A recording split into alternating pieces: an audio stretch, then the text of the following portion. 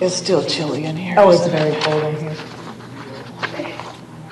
And we're long.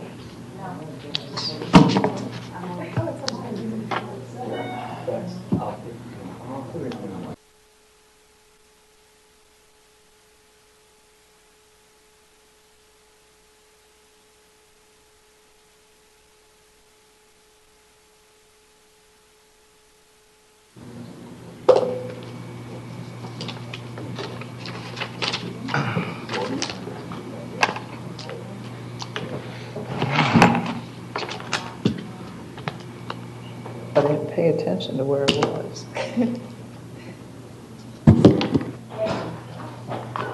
I'm going in.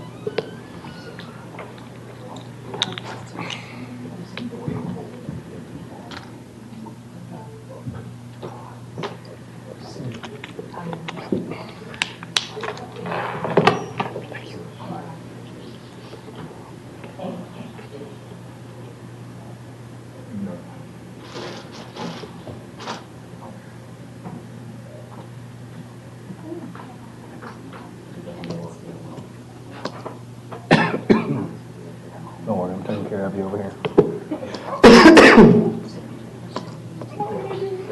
I know. All right, sounds like we are ready. Ready? Okay. Good evening. Welcome to the City Chambers. Today is Tuesday, September 24th. It's 2019. It is 6 p.m. I call this commission regular meeting to order. Those present with me are Commissioner Luke, Vice Mayor McDowell, myself, Mayor Hanks. I have Commissioner Carrasone over here to my right, Commissioner Emmerich, City Manager Lear, City Attorney Slayton, Deputy City Clerk Taylor, and our Recording Secretary, Ms. Hale. We do have the Fire Chief back here. Yeah, Chief Titus. We have Chief Garrison back there. All right, buddy. We even have Deputy Chief Morales sitting back there, not really doing anything, but acting like he's real busy. I appreciate him being here. Put in a little overtime. Support. Yeah, a little support. If we could, please, could we stand for the Pledge of Allegiance? And if Mr. Emmerich would lead that for me, I'd be obliged. I pledge allegiance to the flag of the United States of America and to the republic for which it stands, one nation, under God, indivisible, with liberty and justice for all. All right. I will move on to an approval of the agenda. Entertain a motion. Mayor, before we approve the agenda, could we please move item 6B to after 2, which is the general public comment? Board, are you okay with that? Moving which one? 6B, which would be the... Tobacco and vaping. We do have, some of the students are here. That'll help them get out a little earlier so they can get home for I'm fine some with dinner that. and stuff. Yeah, good. Commissioner Emmerich? Yes, sir. All right, so there's your consensus. I'll entertain a motion. Make a motion, Mayor, to approve the agenda as presented, moving item 6B to after number 2, the general public comment. I have a motion on the floor by the Vice Mayor, seconded by Commissioner Luke. Let's call the vote.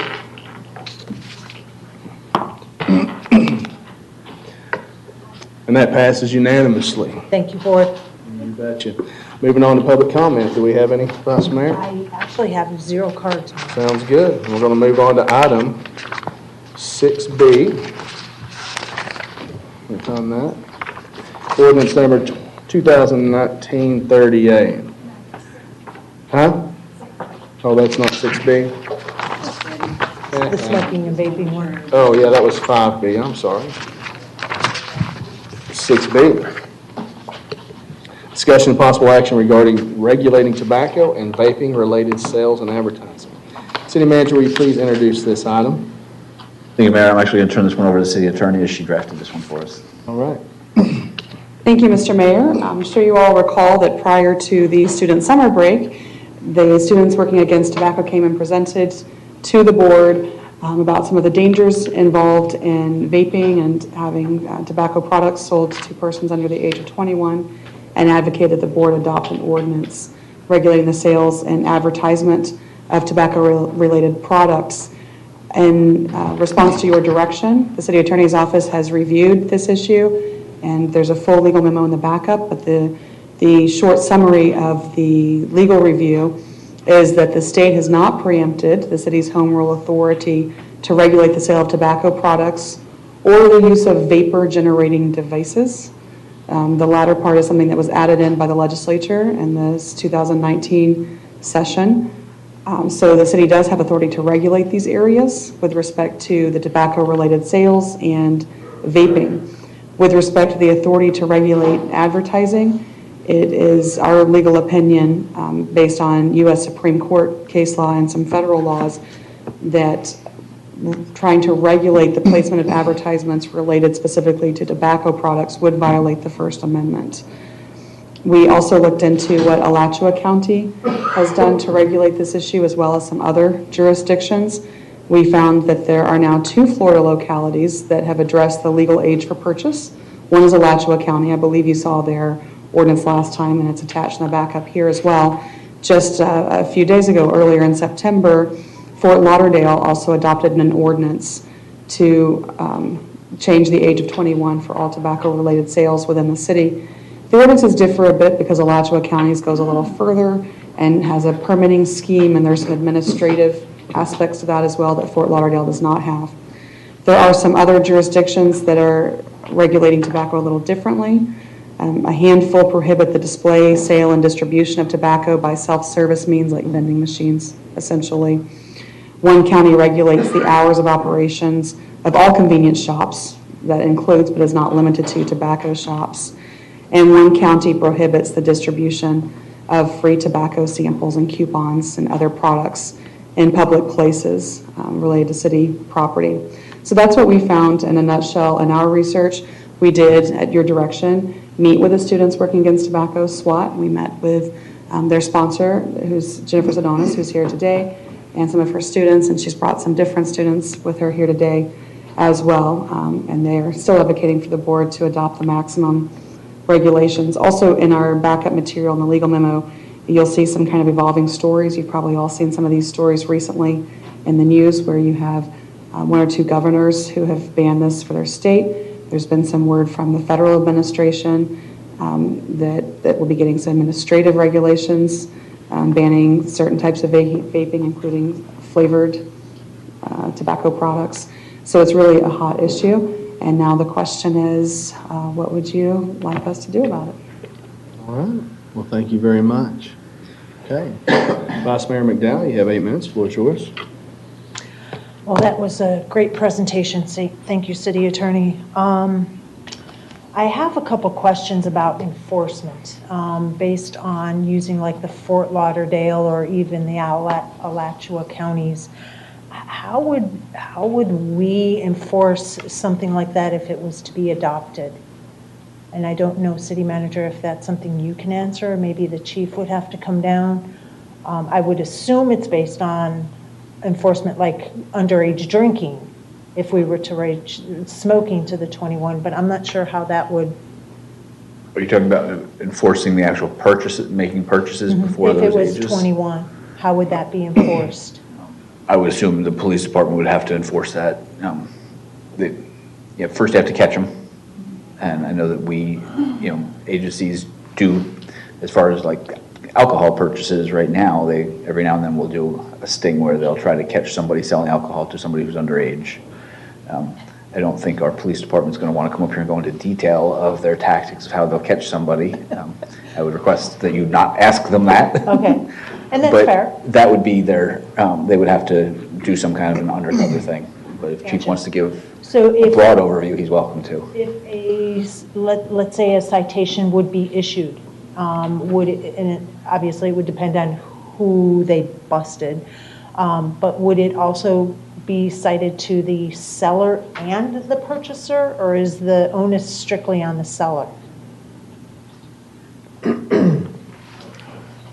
I'd have to look at the actual verbiage. Yeah, I would say that depends on how if the board, Okay. or the board's will to adopt an ordinance, how the ordinance is written, what you want included in the ordinance. Gotcha. What we're seeing are the targets being the sellers, but whether or not you want to include the buyers as well would be a question of policy. All right, thank you. That's kind kind of where I was going, and at some point, Mayor, I'll even make a motion based on, after everybody's had a chance to speak. Sure. Commissioner Luke, you have 8 minutes. The floor is yours, ma'am. Thank you. I'm a subscriber to Time Magazine, and the issue that came to my house this past week is just full of the new addiction being Juul. And it was very surprising me to read the article on it, actually enlightening. The president's wife is very much against these e-cigarettes and everything, and they're claiming that within 8 months it's going to be outlawed across the entire United States if the federal government gets hold of it. The flavored cigarettes are the ones that they're going after currently, the mint and menthol, going after those to start with. My question would be, if the state is 18 and you change a single city to 21, that would leave all of the regulation of it on our police force, correct?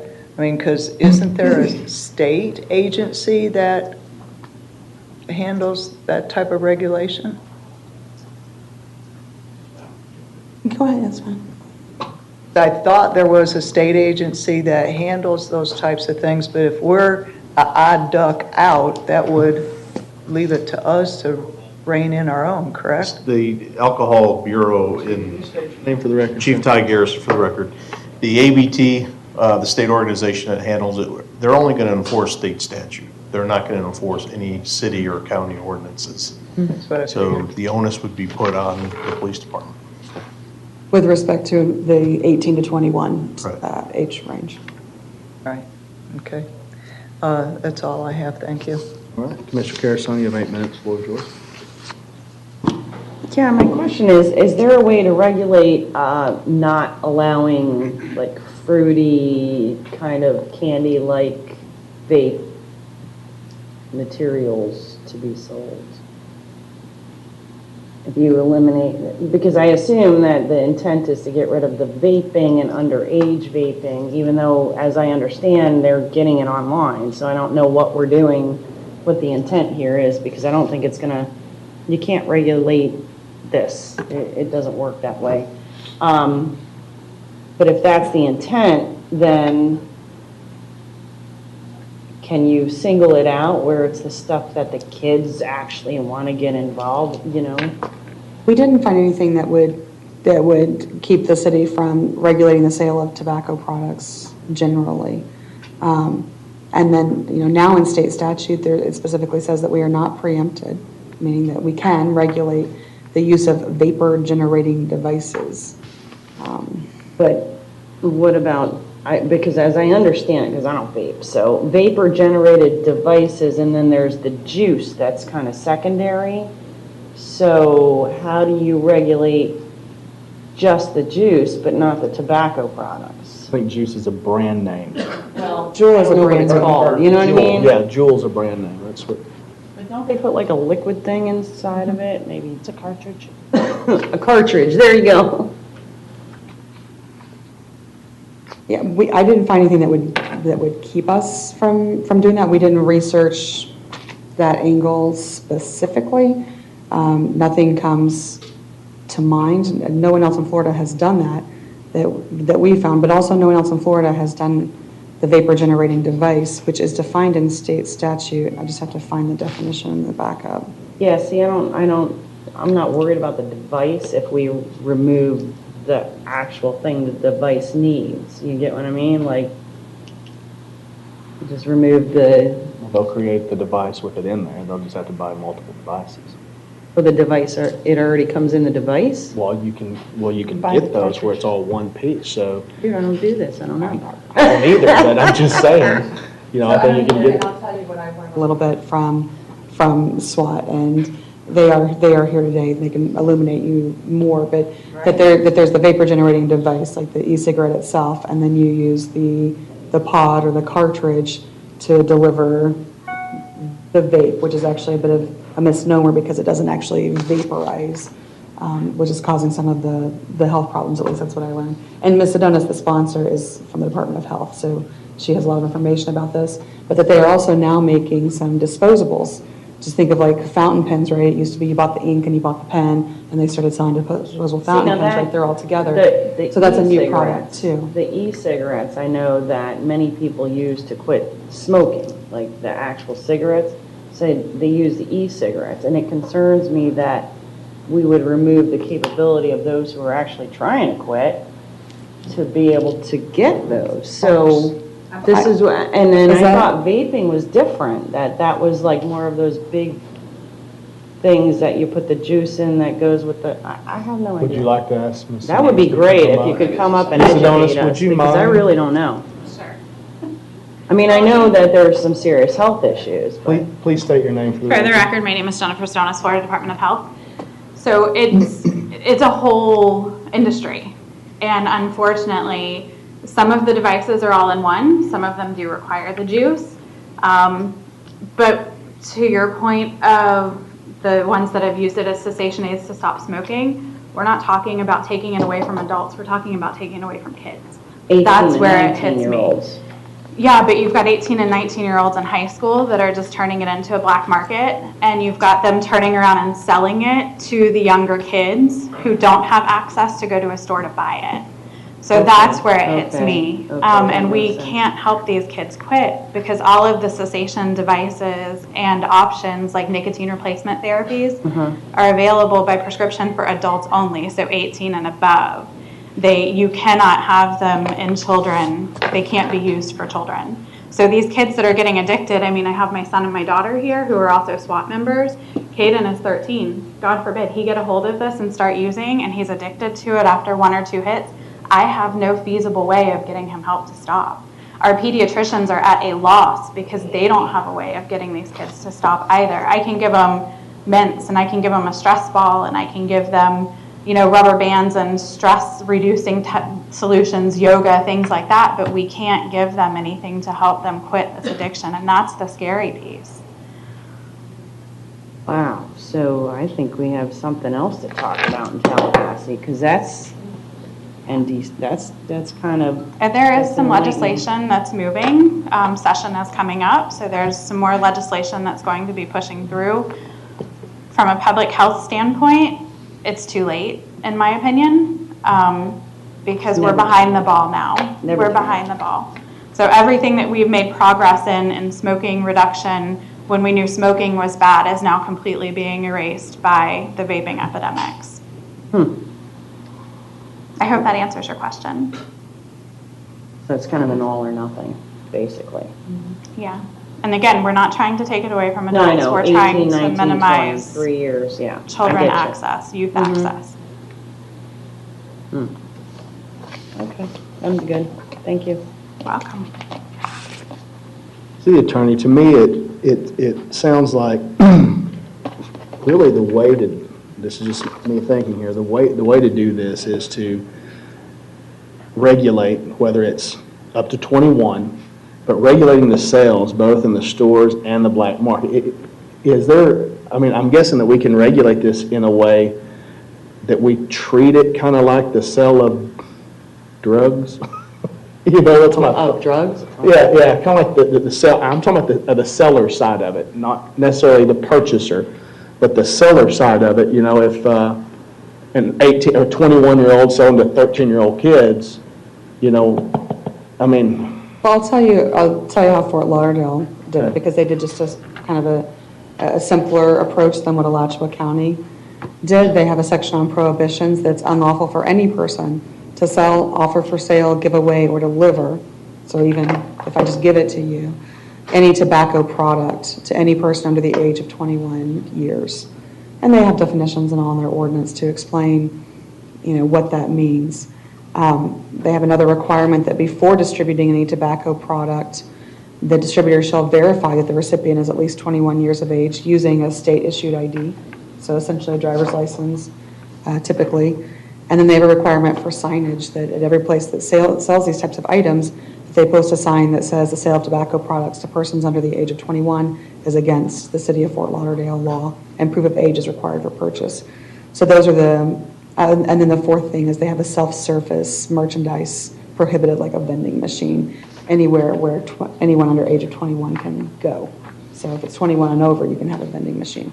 So those are the 4 regulations they put in their ordinance. Well, and I read those. I guess mine is more towards the direction of the fine, making it excruciating. Would we have that ability to do that? Would we have the ability to define the fine? That's also part of the ordinance as well. Yeah, what they did was a first offense of a written warning, a second offense of a $500 citation, and then after that, a $1,000 citation. That's the That's idea. what that city did, but we can look at, what Because again, your I'm maximum not, penalties are. I don't want to punish a child that's particularly buying. Children make bad decisions all the time, the peer pressure, but those that are selling make a different decision. You know, and especially if they're adults selling it, they really make a different decision. So when I'm looking at that, I wouldn't even remotely want to go with a warning, even the first time. That sucker needs to be stout, and then the second time it's really stout. Something that just doesn't make it worth it. And so I guess what I'm asking is, we do have the leeway to really create that just about as stout as we want until, if anybody preempts us on it. Right now, we have the ability to do that. There are some maximums on the amount of fines that you can levy. I'd have to verify those. Okay, thank you. Commissioner Emmerich, the floor is yours. You have 8 minutes. Yeah, the one question I had, I believe, if you come back up here one more time, is Sabonis. When I had the meeting with you and your children and we discussed this, I know part of this was also about the advertisement of this and where they were placing the advertisements to where it was eye level and where the kids could see it coming in. I believe that was part of this process as well. It was. And I know today they're coming up with great flavors and stuff like that and candy wrappers that really targets the youth. And I would like to see that incorporated into something like this too, to where we can hold the shop owners, just as liable. I think Attorney Slayton, with the research that she had done, we can't really regulate advertising as much as what we had hoped we could. The beauty of a tobacco retail license, as we had discussed before, is that you can build in the add-ons that you want. And I think I've provided that to Attorney Slayton. We've actually got a draft ordinance that you guys can build off of and pick and choose what you want in there. But there is some violation of the First Amendment, I think, Attorney Slayton, correct? Yes, what we found in our research is, one, there's a federal law that preempts us from doing anything kind of advertised or anything else related to cigarettes specifically. But two, there's an on-point United States Supreme Court case that addresses regulating advertising of tobacco products with the state interest of protecting children. And the Supreme Court said that the interest did not outweigh the regulation, the First Amendment rights, and that would violate the First Amendment. So despite the fact that I understand the policy desire behind that, it's not very common that you get a U.S. Supreme Court case pretty much directly on point. So it's my recommendation that you consider that could be very easily and strongly challenged. Okay, well, I would just like to be updated on that as it progresses, because it is something that would benefit. Well, and with the tobacco retail license, we can build in buffer zones as far as, trying to regulate sales within certain distances of places that youth gather. That's an option for the tobacco retail licensing. It's all laid out pretty clearly in the counter tools piece that you guys should have received. Okay, that's all I had. Thank you. You're welcome. Thank you, Ms. Sedonis. Thank you, Mayor. Commissioner. Commissioner McDowell, you have 3 minutes for your follow-up. This one's a challenge because at 18, they're adults. However, at 18, they're also still in school. At 18, you can lay your life down for your country. You cannot buy beer or alcohol. And I can see both sides, that you're an adult, you can make your own decisions. But at the same time, like Mayor said, most 18-year-olds don't make the wisest decisions around. So this might be a tool in the toolbox to help them make a wiser, better decision, to change it to the age of 21. And it just may even be a no-brainer that the state's going to regulate it anyways within this next legislative session. But until something gets done, there is a serious health issue going on that's affecting not only kids, young adults, but adults. This vaping stuff is really bad news. I mean, it's not something I do, but I couldn't even begin to imagine even wanting to do that. The doctors are already starting to tell people, stop vaping, because there's no cure for the, and I forgot what it's called, the pocket pops or something in your lungs. I don't know. But it's starting to really kill people.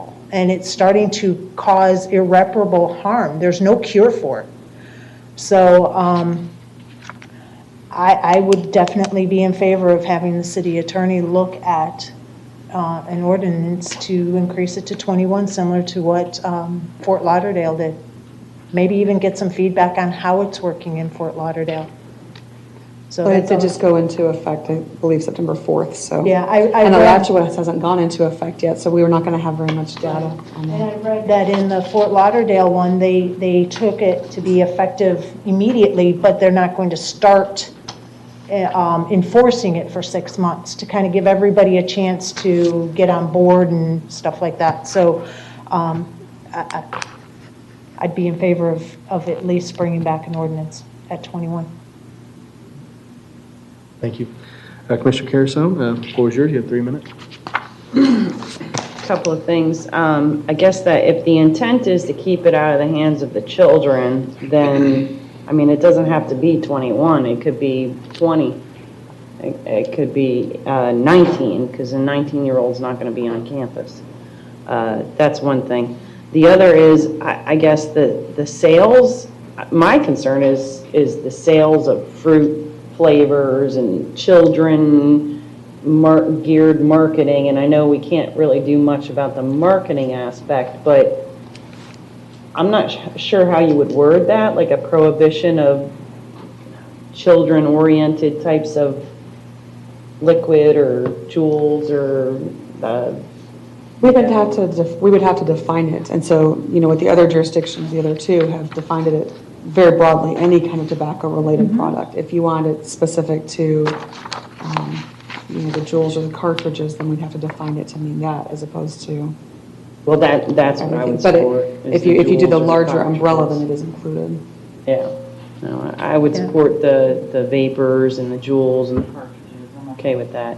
And then I would also say that active military should be exempt. That's it. Commissioner Wood, you have 3 minutes for your follow-up. This article says that in, just to give some stats, 2011, there were 2% of high schoolers vaping. There were 16% of them smoking cigarettes. Currently, in 2019, the cigarettes have dropped to 6%, but the Juul or the vaping, 28%. And of those 28%, they said they have smoked 20 times in the past 30 days at least. Right now, the vaping, they figure there is 3% of adults vaping compared to 28% of high schoolers, of youth. So it's definitely a youth issue. I like what Fort Lauderdale did. I think making it match the alcohol is just pretty much the easiest way that you can regulate, because it's all the same. I think with us doing that, setting that, I believe it's going to be regulated not just within the state, but within the federal government. But I think it sends a signal to both of those governments that this city doesn't want the harm and the health of our children hindered. And so we're standing behind that, what they're going to be doing, regulating. As far as the punishment, or whatever you want to call it, we've got teen court people. I mean, set these kids up into teen court for some of these offenses and let them go through that avenue. I think it'd be a great thing for them as long as they're within that age group to utilize teen court. So to summarize, I mean, I know they're trying to limit the flavoring, but I'd rather just eliminate everything, and I think it'd be easier to regulate than it would trying to see which flavor is behind the curtain or whatever. So that's my thoughts. Thank you. Thank you. See, I agree with the, I don't have a problem raising it to 21. Just to reiterate, when I'm talking about, and I don't have a problem if you're smoking before 21, you know, vaping, whatever you want to call it, before 21, teen court's an avenue to go. My fine side was on the sale side.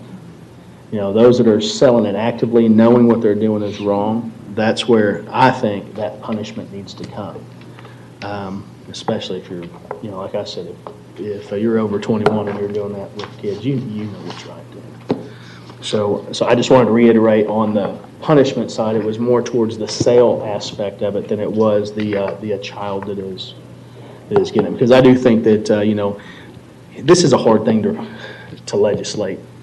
You know, ultimately this does, you know, this falls on the decisions of the children who make bad decisions, and it falls on the parents and their education, and, you know, they're watching out for their children too. You know, government can't do everything, but that being said, you know, we need to do what we can, I think, to help that process. So I'll entertain a motion. May I follow up with what you're saying as far as an adult providing for a child, but you got children providing for children. You have children that are entrepreneurs at school, stealing from home, taking it to school, and making a quick buck off of it. It's those that I would like to see within teen court. That's what I was talking about. Make the punishment under 18. Exactly. Commissioner McDowell, you had... Yeah, I just, I'll wait. I'll make a motion, Mayor, if you'd like, if nobody else has any comments or anything.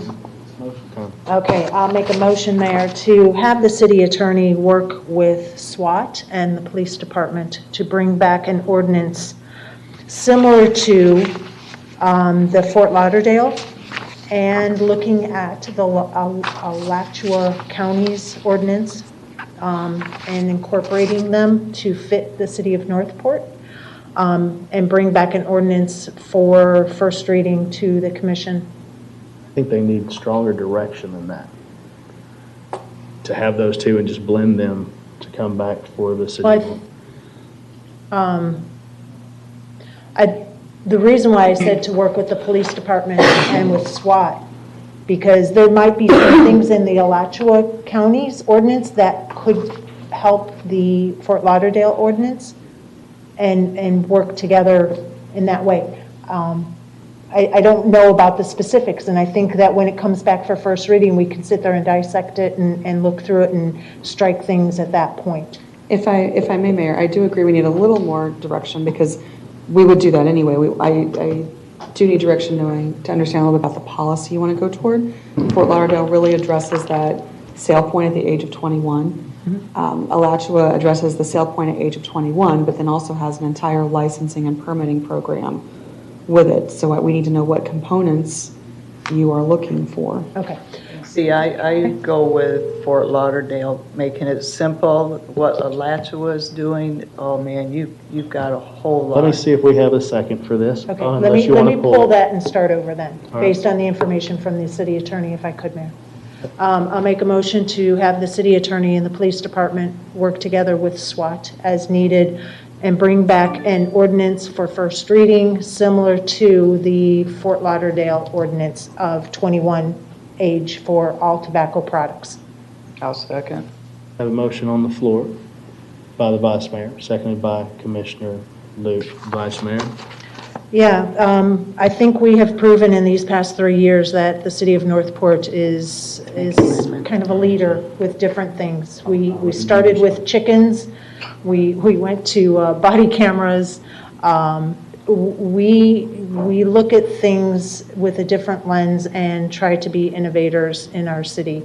And I really think this might be a good tool for even the parents to use to help enforce and keep the kids healthy and safe. So there's my motion. Thank you.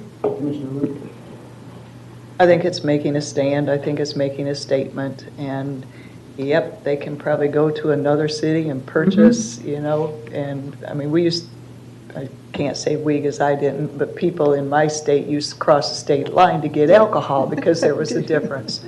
So I know there's going to be ways around it, but it's a statement and it's a stand that we're taking, and hopefully the other legislative bodies can see that we're on board with the health of our citizens. So thank you. Thank you. Commissioner Carrison, you had an amendment? Yes, I'd like to make an amendment to include within that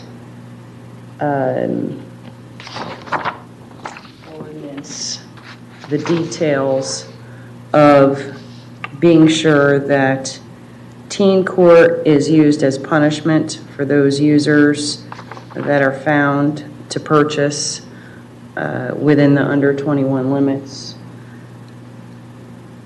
That extreme fines are created for sellers,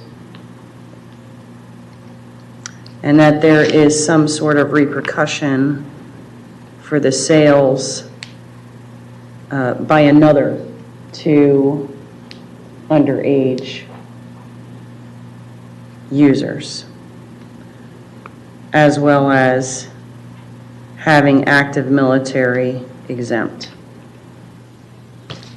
I'll second for discussion. All right, I have an amendment on the floor by Commissioner Carrison, seconded by Commissioner McDowell. Commissioner Carrison. Yeah, I think that this kind of encompasses everything that everybody was kind of talking about. I tried to put it all together so that it's a little bit more direct and specific.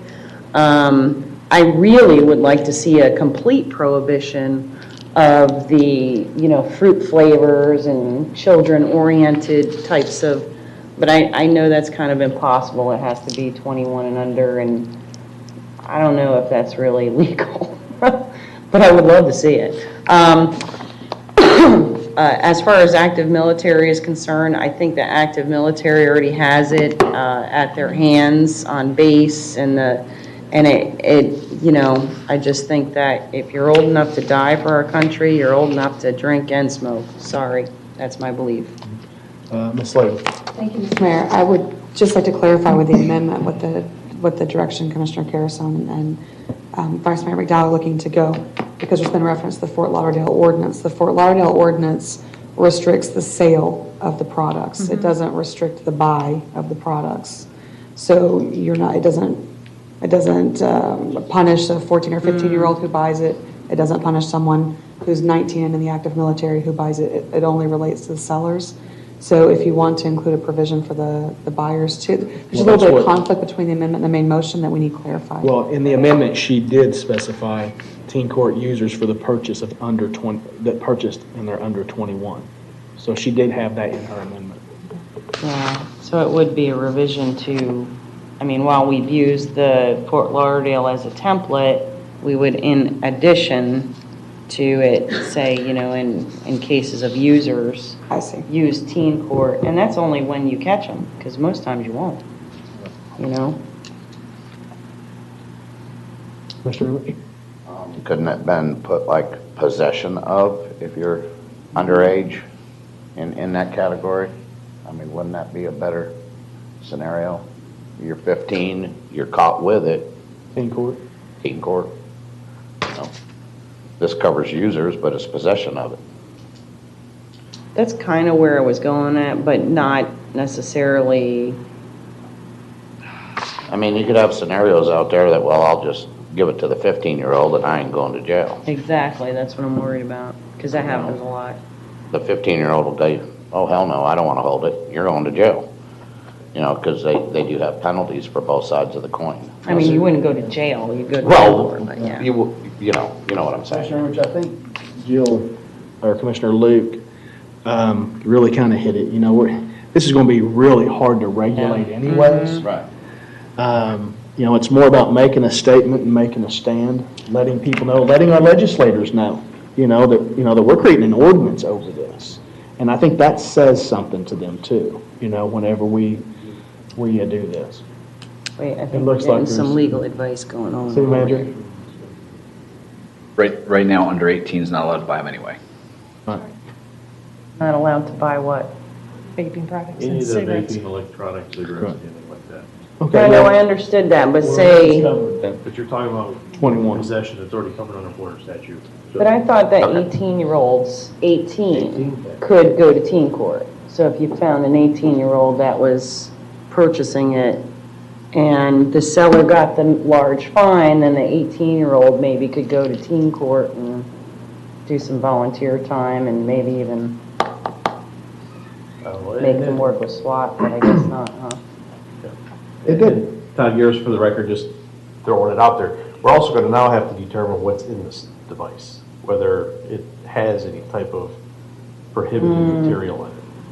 You're talking about possession side of things, but I Right. I was really looking at the side that you're in the grocery store and someone sells it, you have a user and you have but it's not really going to work out that well, so you can take that out, the teen court reference. You mean for That's- under 21 for the purchase? I'll, Users purchase under 21? Or, under 21, if they purchase, they go to teen court? That's what I'm correct, looking yeah, for? yeah. Who's And then the I'll leave seconder the on rest. That was Commissioner McDowell. Commissioner McDowell? Yeah, I'm glad that she removed the teen court part and the purchasing part. I think if we just stick with the extreme fine for sellers and exempting active military, I think we have one strong ordinance. Yeah. And I think that if we focus on the sellers, they're the ones that are going to be jeopardizing their license and their store and their business. And I don't see them putting that at risk for some kid that wants to get a vaping product. So I'm glad that that was removed, and I would concur with that removal. If that, we need to restate it, city attorney or city clerk, for keeping it clean. I think that would probably be a good idea, but before we get to that, I'm still confused. What are we exempting the military from? So in other words, an 18-year-old is in active military, then the law does not apply. They can go and purchase a vape pen or But if we're whatever. taking that provision out, then we're not regulating purchase, we're just regulating Tobacco. sale. Oh, that's true. Huh? Yeah, you're right. Yeah, if we take this out, we're not regulating the purchase anyways, we're only regulating the sale. And you can't really say that. Can't say that if you have an active military, if you have a card that shows that you're active military, you can go ahead and purchase it. They do it for alcohol in a lot of states. Oh, I see what you're saying, so that they can, I see what you're saying, so they can can't sell it under 21 unless they are in Unless active they're military. active military, Unless they right, have their correct. video, okay. Commissioner Luke? That is legal, is it, city attorney, to differentiate from one category of personage? Yeah, I don't see an issue with it. If we find anything, we'll let you know. Okay. And going back to the teen court, I think the schools and teen court could work something out too for the kids that they catch using it within the school grounds or that. I think they could work with teen court to do some sort of, Education and things. yeah, with them. I can bring to them this month. It's when I- not put into the ordinance, but it's something I would highly encourage those two organizations to work together. That's what I can bring to them this month when we have our meeting. Yeah. Okay, so I have an amendment. You want to restate the amendment just for the record, just to make it clear? Yes, that within the prohibition of sale of or distribution of tobacco products being limited to persons over the age of 21, to include the exemption for active military and what was the other thing? That was it. And no, Sellers. yes, the extreme fine for the sellers. Thank you, Commissioner. Well, we have an amendment. That was the Yeah, amendment. that's the amendment. I was restating it. Okay, so I have an amendment on the floor by Commissioner Carasone, seconded by Commissioner McDowell. Let's take the vote. That passes unanimously. On to the motion as amended. So, let's call the vote. And that passes unanimously. Thank you, Thank Ms. you, Adonis. SWAT. And thank you, SWAT. You guys did a great job. Thank you, guys. Oh, yeah, no clapping. You're right. I'll get more in trouble for that.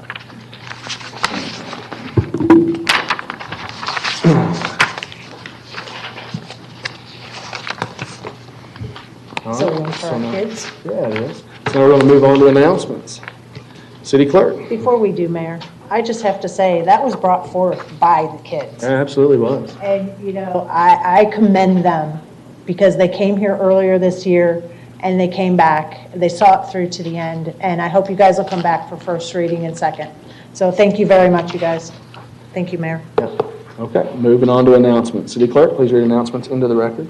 The current vacancies for the following boards and committees include the Art Advisory Board, Audit Committee, Beautification and Tree Scenic Highway Committee, Charter Review Advisory Board, Citizens Tax Oversight Committee, Community Economic Development Advisory Board, Environmental Advisory Board, Historic and Cultural Advisory Board, Joint Management Advisory Board, Northport Youth Council, Parks and Recreation Advisory Board, Planning and Zoning Advisory Board, Public Utility Advisory Board, Zoning Board of Appeals. The upcoming expirations for the following advisory boards and committees: Beautification and Tree Scenic Highway Committee, Citizens Tax Oversight Committee, Firefighters Pension Board of Trustees, Parks and Recreation Advisory Board, Police Officers Pension Board of Trustees, Public Utility Advisory Board. One Northport resident to serve on the Sarasota-Manatee Metropolitan Planning Organization Citizen Advisory Committee. If anyone would like more information, please see the City Clerk's office. Thank you. Thank you, City Clerk. Okay, we're moving on to consent. City Manager, do we have anything pulled for discussion? Item O is requested to be Item pulled. O. To item O. Okay, I will. Sorry, I'm sorry. Yep. I'm looking at it different. The one on my iPad, it actually looks like item N. The Tuscola Bridge one was the It's one. N, not O? Okay, item The N. agenda has O. That's why I clarified which one it is. Whatever one is the one for Tuscola Bridge. Mine shows O. The paper I had showed.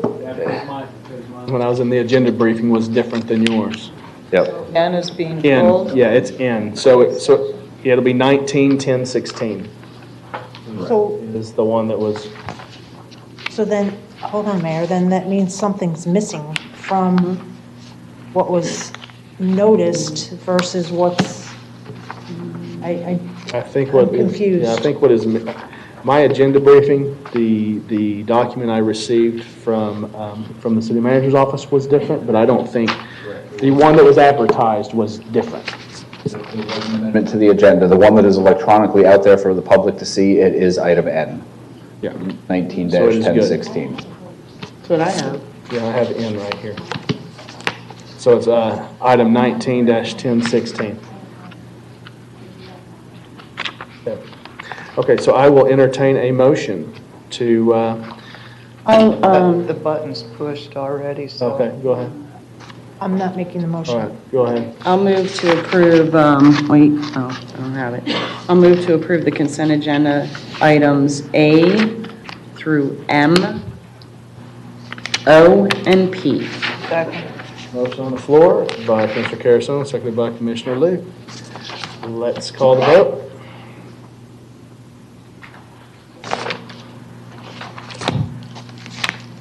Commissioner McDowell. See what's different on these. And that passes unanimously. We are going to move on to item 19. Oh, I see. 1016, so that way we're all on the same page, literally. All right, City Manager, please introduce the item.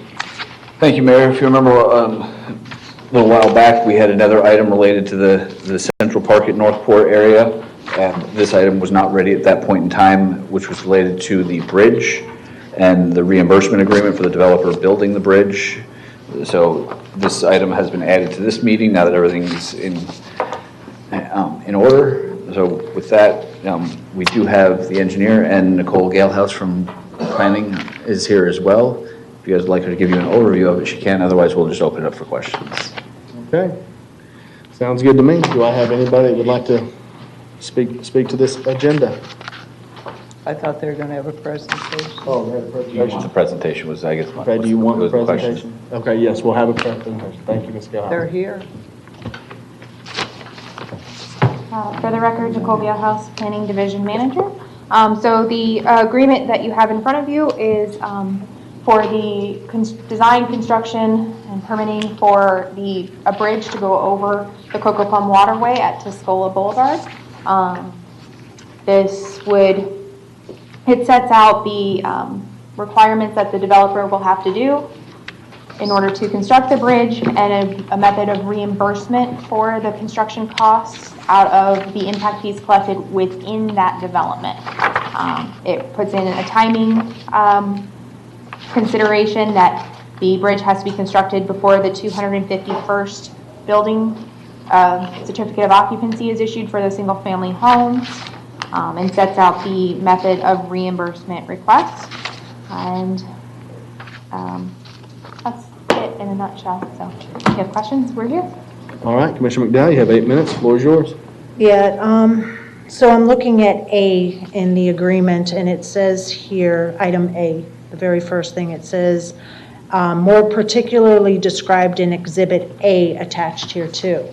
But then when I went and was looking at Exhibit A, there's a map, a quick little map, and it's labeled Exhibit B.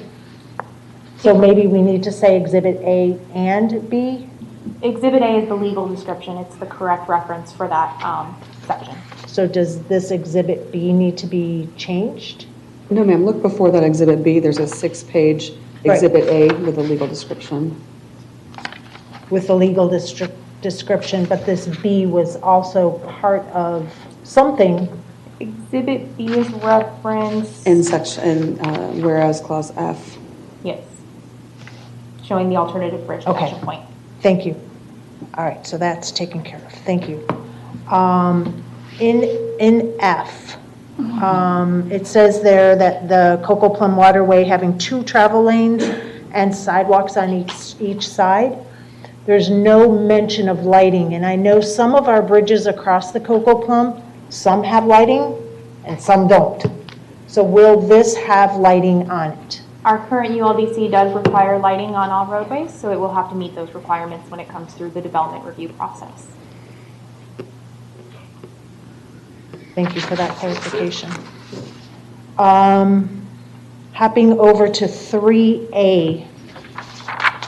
And this one, I got some clarification on the numbers. It says here the amount that's not to exceed. In writing it says $1,992,000. But when I pose the question about the math, it says that it should be $1,819,000. Is that correct? I'd actually like to invite the applicant up to discuss this. We had an additional conversation just before the meeting today about these numbers. So I'd like to invite Charlie or Peter up to field that question.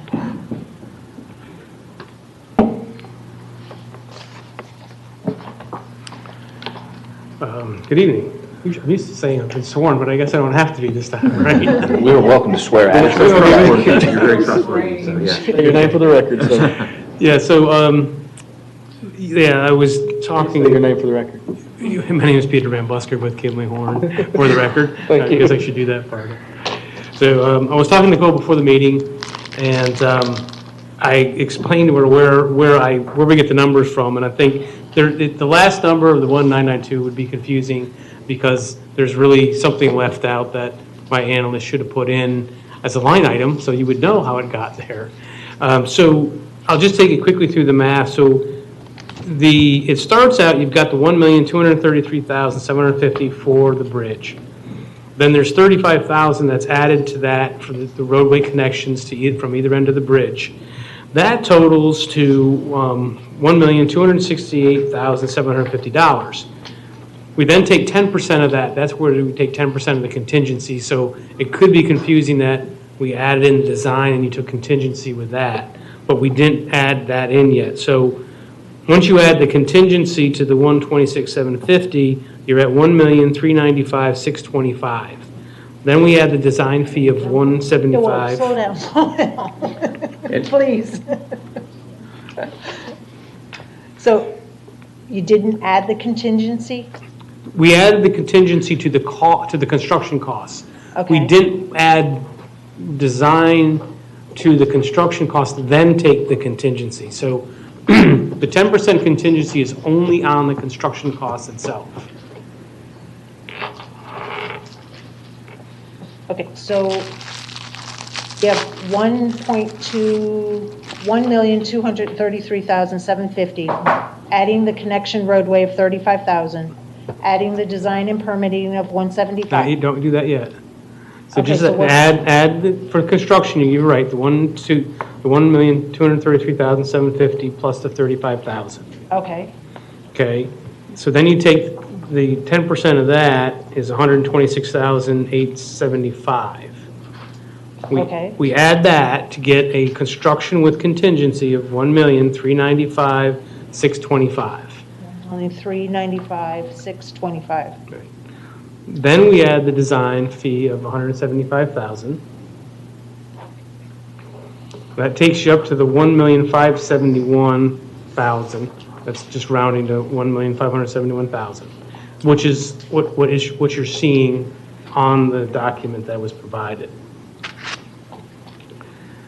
Now, if we take the 3 years of escalation at 5% of that, you would end up at 1,818,000, rounded to be $819,000. The difference between that and the 192,000 is basically, it's on 175,000, 174. That was to account for CEI. What's CDI? Construction phase services inspections, construction inspections. We added that in. They did not add the line item that would have shown you how we made that leap from 1,818 to the 1,992. So, and there was some rounding in there, which you'll see, you'll probably end up pretty close to that. Okay, so, city manager, it was explained to me that the inspections are going to be done by our staff or third party that we have to pay for. So I don't understand, why are we paying them for the inspections?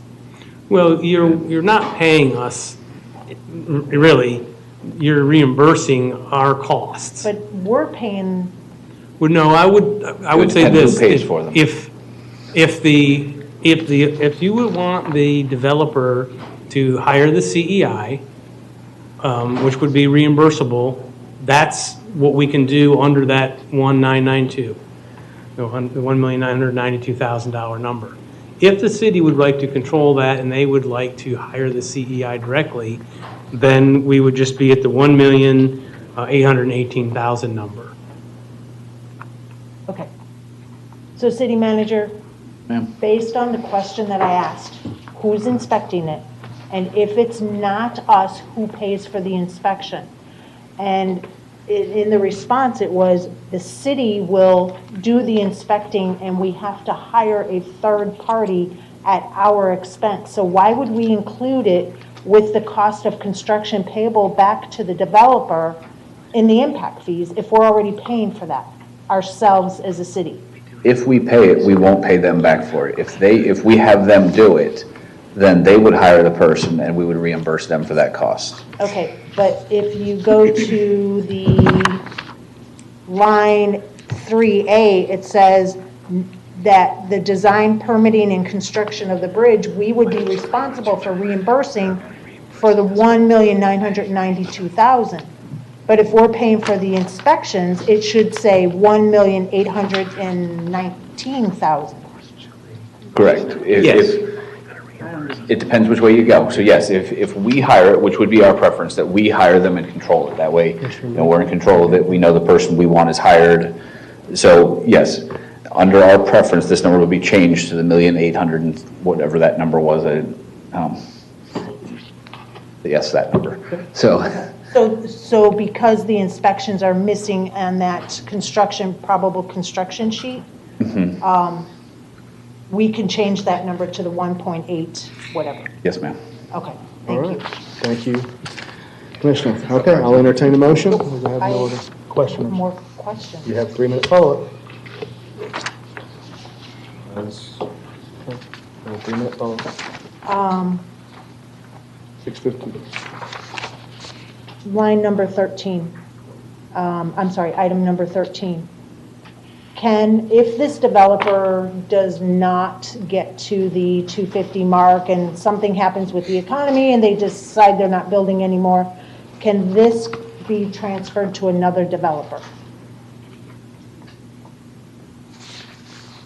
I'm gonna let one of the attorneys answer. I mean, it is, the instrument will be recorded in the public records and will run with the land, so whoever owns the land would have the obligation of complying with the terms of the agreement, which would include constructing the bridge. Yes, ma'am. The trigger point of 250th dwelling unit, can that be lowered to 150 to ensure that this gets done in a timely manner? City manager? Well, anything can be put in the agreement as long as both parties agree. Okay. And I don't know that the applicant would agree to that or not. That's something they would have to answer. So what happens if we don't collect enough impact fees, they don't build the bridge, and the bridge may be halfway done or not done at all? What happens then? The way it's structured is, again, the bridge is not required to serve the project. When we entered the development review process, we were asked by the city if we would be interested in constructing the bridge. And we said, yes, we would be. And the city has the ability, you collect transportation impact fees for every project in the city. I mean, for single-family dwelling units to medical office, the city takes that money, puts it in a pot, and saves it for capacity-adding roadway improvements. And in this instance, what the city is doing is it's a good, it's an overused term, but it's a public-private partnership, is saying, hey, rather than collecting this money over time from this project, putting it in a pot, collecting it over time once we have enough, constructing a capacity-adding improvement, you've worked with our client, Sable Trace Development Partners, to say, look, we're going to take this money, we're going to pipeline it to a specific capital improvement project in the form of the bridge. And so what my client is doing... Because of my time constraint, City Attorney, could you please answer my question to protect the city? Well, if something happens, are we protected? Yes, ma'am.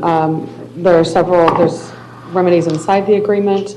If the bridge is not completed by the issuance of the CO for the 250th dwelling unit, we can withhold issuance of COs. Additionally, this is a reimbursement agreement, so we only reimburse what's being spent out on the bridge. If for whatever reason they don't build the bridge, we're collecting the impact fees, then we can start or finish the bridge, or we can do the other road improvements, or we can require them to do the other road improvements. I mean, so. Yes. Up to the maximum amount of the 1.819, $1,819,000 mark. That is the maximum we pay, regardless of how much it costs to construct. Correct. Okay, I will entertain a motion. No, that's not correct. Well, with a 10% contingency. Correct. Yeah. Yes. So there's with a reduced 199, it goes down to 1.818. And then pursuant to the agreement, if there are any unforeseen costs, it could be increased by up to 10%, subject to review by the city engineer. And that's the maximum. We pay the actual costs up to that, or reimburse. Okay, I'll entertain a motion. Move to approve the transportation impact fee reimbursement agreement with Sable Trace Development Partners, LLC, regarding the Tuscola Boulevard Bridge, Central Park. Motion on the floor by Commissioner Carrasone, seconded by Commissioner Liu. Commissioner 15 Carrasone. years in the making. Thank you, guys. Appreciate your hard work, your willingness to work with the city of Northport on a partnership, and looking forward to some really great things happening in that area. Thank you. Thank you. All right. Commissioner Liu, do you have something to the motion? I have an understanding of what has been put forward prior to the meeting and during the meeting. I have an understanding of that $175,000 for the consultant, so I have no problem with the way that it's written, knowing and having the understanding that everybody is clear on those items. Thank you. I have an amendment. Commissioner. Before I do the amendment, I want to make sure of the correct number. So in that 3A, based on our conversation, that 3A number, instead of it being $1,992,000 as stated in the agreement, it should actually be $1,819,000. Is that correct? And we pay the inspections. That would be correct. Okay, so we need to change that, correct? Yes. Yes, Thank ma'am. you. So Mayor, I'll make an amendment to the motion. That item 3A, the dollar amount not to exceed should be $1,819,000 for the bridge costs. I'll second that. Motion on the floor by Commissioner McDowell, seconded by Commissioner Carrasone. Commissioner McDowell? Nothing? They cleared it up? Commissioner Carrasone? As long as staff and the applicant are okay with that. I thought that was not in addition with the town. We are absolutely okay with that, and the agreement doesn't, it was contemplated that the construction cost included the CEI, Construction Engineering Inspection Services, but it's clear with the reduction of that to the 1.819, that the construction would not include the CEI, that would be a service that the city would deal with directly. Okay. Yes. All right. That's that latter part. It only addresses the dollar amount. Right. You're saying the amendment? Well, yes, I'm saying if that is to be the agreement, the agreement does not set forth who will pay the CEI. So we may if you want to change the dollar amount, I would recommend including that. So instead of just changing the dollar amount, putting in that the city is responsible for CEI? I think both, doing both of those things. So changing the dollar amount to the 1.8, whatever that number is, includes the city paying the CEI? That's what I'm hearing from your staff. Yes, ma'am. So if the motion could say, reducing the amount, and the city will pay for the CEI. So do you want me to restate the motion, Mayor? Or Yes, do you want me please. to just start all over? Does it need to include the contingency also, or just the That's already in number? there, right? And It's still in there. It's already in there. thank you. Can she just restate that motion the way she wants it? Okay. So I'll restate it to be that the item 3A in the agreement will be corrected to read $1,819,000 for the bridge costs, and the city is responsible for CEI costs. Motion on the floor.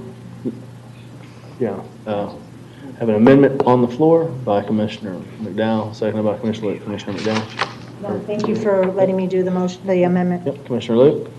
All right. Commissioner Carrasone? I just want clarification before I vote on this amendment. So we're basically saying the same thing as what it said before, right? It's just that we've reduced it and then put the responsibility on the city. For CEI, yes, ma'am. Right, before it was, this is the max, either the applicant pays or the city pays, and that would be found out after the fact.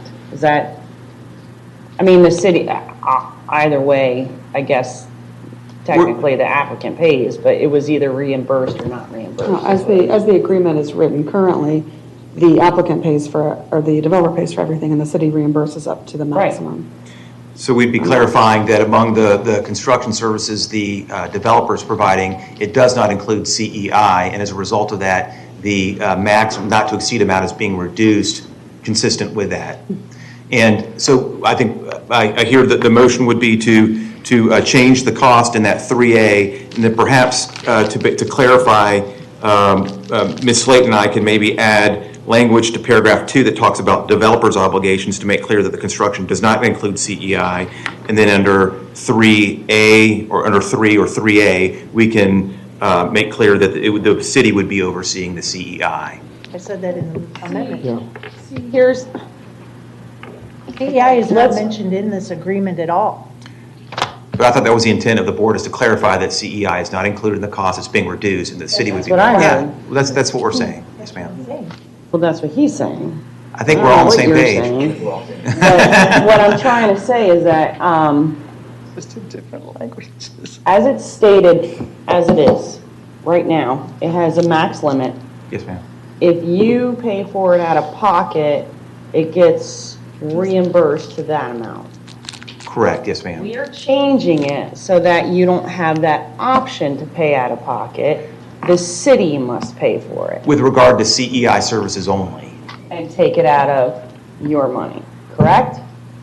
Right, the city would be paying for it separately. It would not be part of this agreement. It would be, we would be doing the designing, permitting, and construction work, the city would separately engage a I'm going third-party with this. engineer to do the CEI. I think I know where you're headed with this, and let me see if I can help. If we left it as is, they have the option to pay for it, but also if they don't, and we do, the construction costs could go up to that amount, even not including that CEI. True. The way it's written. And also, we could pay for that out of impact fees. We would. You'd have the authority to do that, yes. That's what I'm trying to understand. I just want to make sure that we're not, because I personally think they can get it done a whole heck of a lot cheaper than we can. That's my belief, you know? Juliana Belia, Public Works Director. So we have an obligation as a city to inspect the bridge. And unfortunately, we do not have staff qualified. We do not have a structural engineer on our staff. But it is our responsibility to do that inspection. So in lieu of that, we would go to our engineering library and we would hire a construction engineering inspection. Pardon me? No. What was that? We're not going to hire somebody who's going to have a built-in conflict. Right, no. So that being said, we want to be able to hire that person, and we want to be able to review those results, because that is our responsibility. It can be done the other way. We can have the developer do it all and just, we get those results, we don't get to choose who they use. It's our responsibility, and I feel strongly that we need to hire the person. They are obligated to give the results to us, and Mr. Traverso, we review the results. Although he's not a structural engineer, he's very capable of reviewing the results. I just think I would prefer to do it in that manner. Okay, all right. All right. I think that's what I needed to hear. So let's take Thank you, I appreciate that, Julie.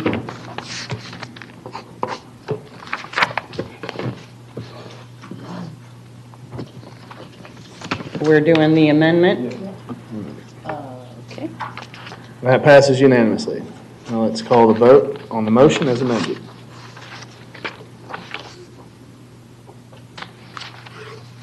Are you starting tomorrow? And that passes unanimously. All right, now we're moving on to Thank public you. hearing. Thank you, guys. Appreciate everything. All right, we're moving on to public hearings. Ordinance number 2019-27. City Clerk, please read ordinance by title only. Ordinance of the City of Northport, Florida, amending the Unified Land Development Code, Chapter 1, General Provisions, Article 2, Administration of Unified Land Development Code, Section 1-22, Fees, providing for conflicts, providing for severability, providing for codification, and providing an effective date.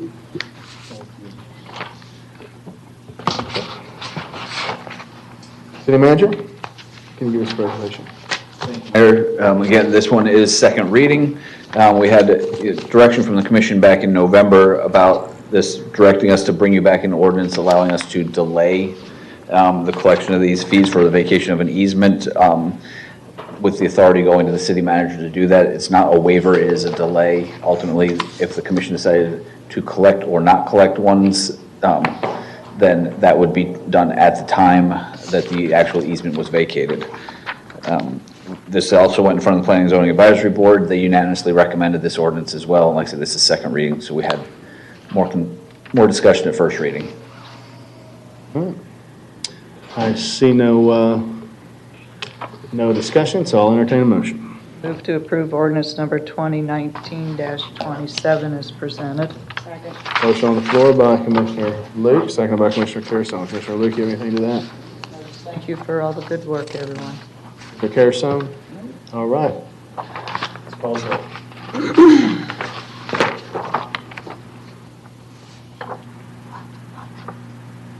That passes unanimously. Moving on into ordinance number 2019-11. City Clerk, please read ordinance by title only. An ordinance of the City of Northport, Florida, repealing Section 50-6 of the Code of the City of Northport, Florida, entitled Smoking, providing for conflicts, providing for severability, providing for codification, and providing an effective date. Okay, if I do not have any discussion, do I have any? Any questions? Anybody want the floor? All right, Commissioner Carrasone, the floor is yours. You have 8 minutes. You know, this one, okay. This is to, if we can have like a basic summarization for the public as to what this will do in the city? What are the limits that this is going to set forth? If we can just kind of... Yes, ma'am. So in one sense, it won't change anything because we're currently not legally able to enforce this ordinance. Practically speaking, it will result in the removal of some signage in some city parks, which purports to control smoking pursuant to the city code. But several years ago, the Florida legislature passed a statute preempting all regulation of smoking, not of sales of tobacco products that we talked about earlier, but of smoking to the state. So this law in our books is unenforceable. It's in violation of state law and it's illegal. And so this will remove all the signage? Yes, after the first reading, we did do some research and found that there are no state regulations on smoking in outdoors, so there's no basis to keep the signage up. So let me ask you, I know that we're not allowed to regulate smoking in outdoor spaces and all that. I guess you can't even do a radius, can you?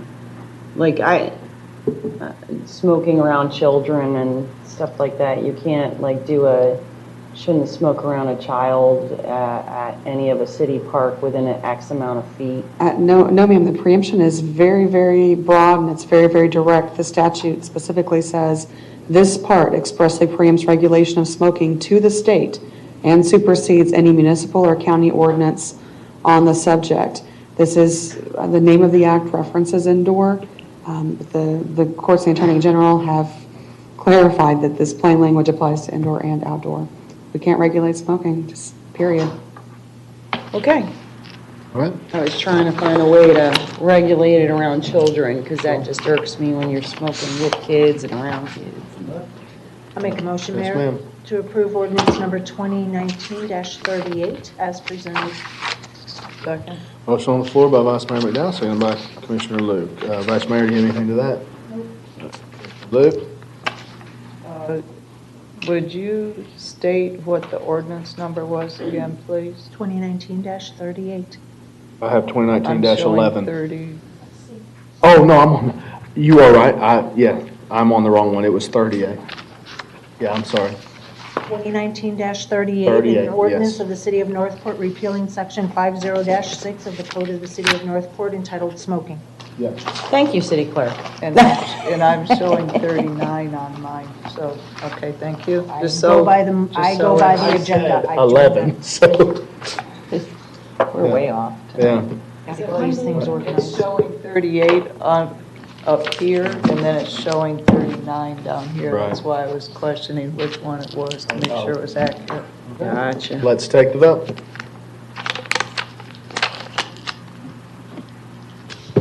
And that passes unanimously. All right, now we're moving on to 2019-11. City Clerk, will you please read ordinance by title only? Ordinance of the City of Northport, Florida, amending the City of Northport Unified Land Development Code to allow for urban market gardens by amending Chapter 25, Parking and Loading Regulations, Article 2, Off-Street Parking, Section 25-17, Minimum Off-Street Parking Requirements, amending Chapter 53, Zoning Regulations, Part 2, Schedule of District Regulations to allow urban market gardens as a permitted principal use in the CG Commercial General District, CGS Commercial General Special District, ILW Light Industrial and Warehouse District, and NC-HI, NC-LI Neighborhood Commercial High-Low Intensity Districts. Amending Part 3 Special District Regulations, Article 20, Special Circumstance Regulations, 40 Special Structures, amending Chapter 55 Activity Center Design Regulations to allow urban market gardens as permitted principal use in Panacea Activity Center 4, Midway Activity Center 5, the Shire Activity Center 6, and the Gardens Activity Center 8. Amending Chapter 61 Definitions, Section 61-3, Definitions and Word Usage, providing for findings, providing for adoption, providing for conflicts, providing for severability, providing for codification, and providing an effective date. Thank you. City Manager, will you please present the item? I don't think I can really follow that, but I'll give it a shot.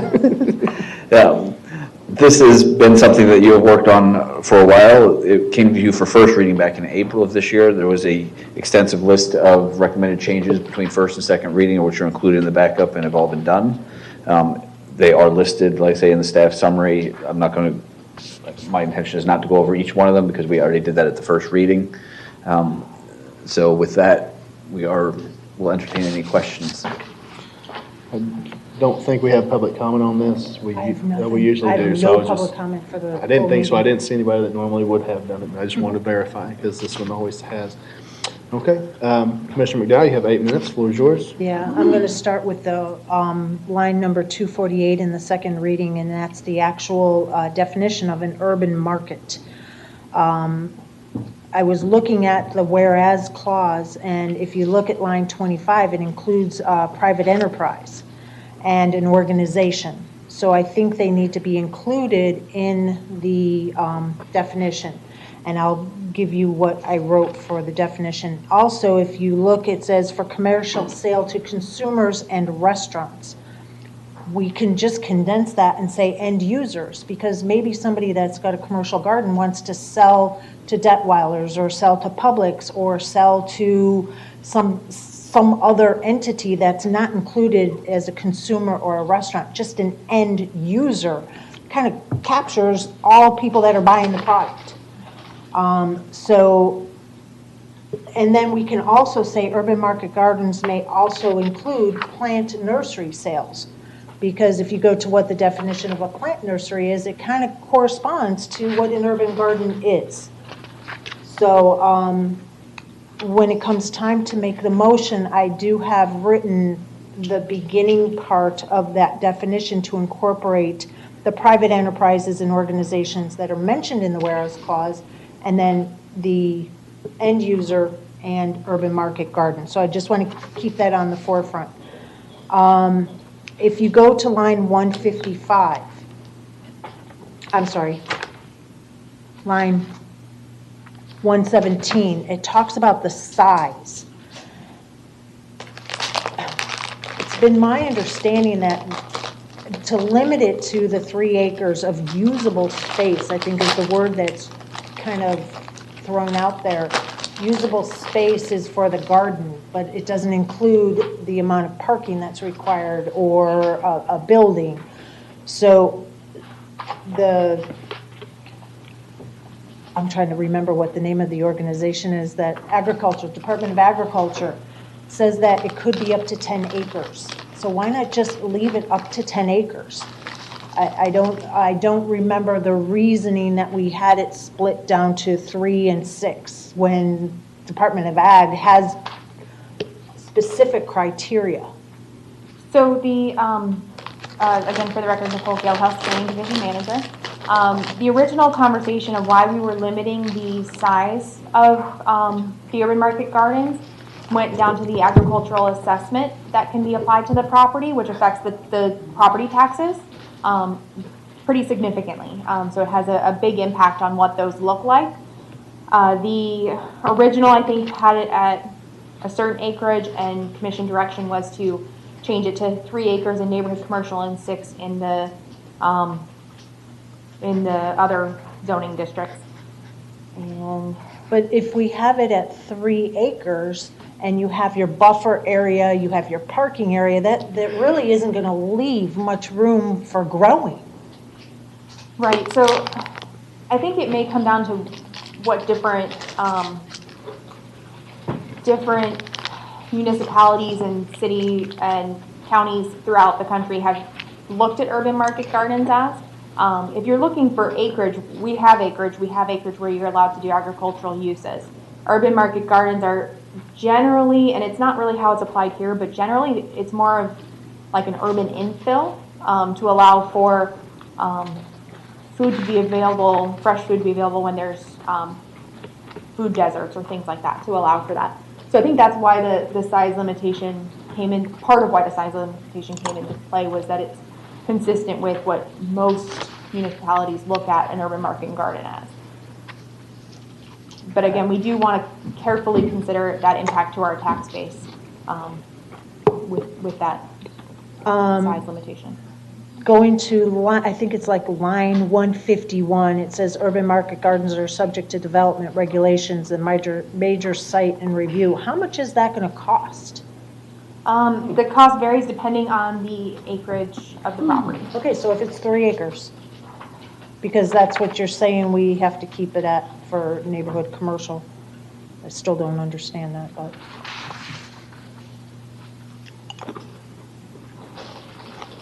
Bear with me 1 second.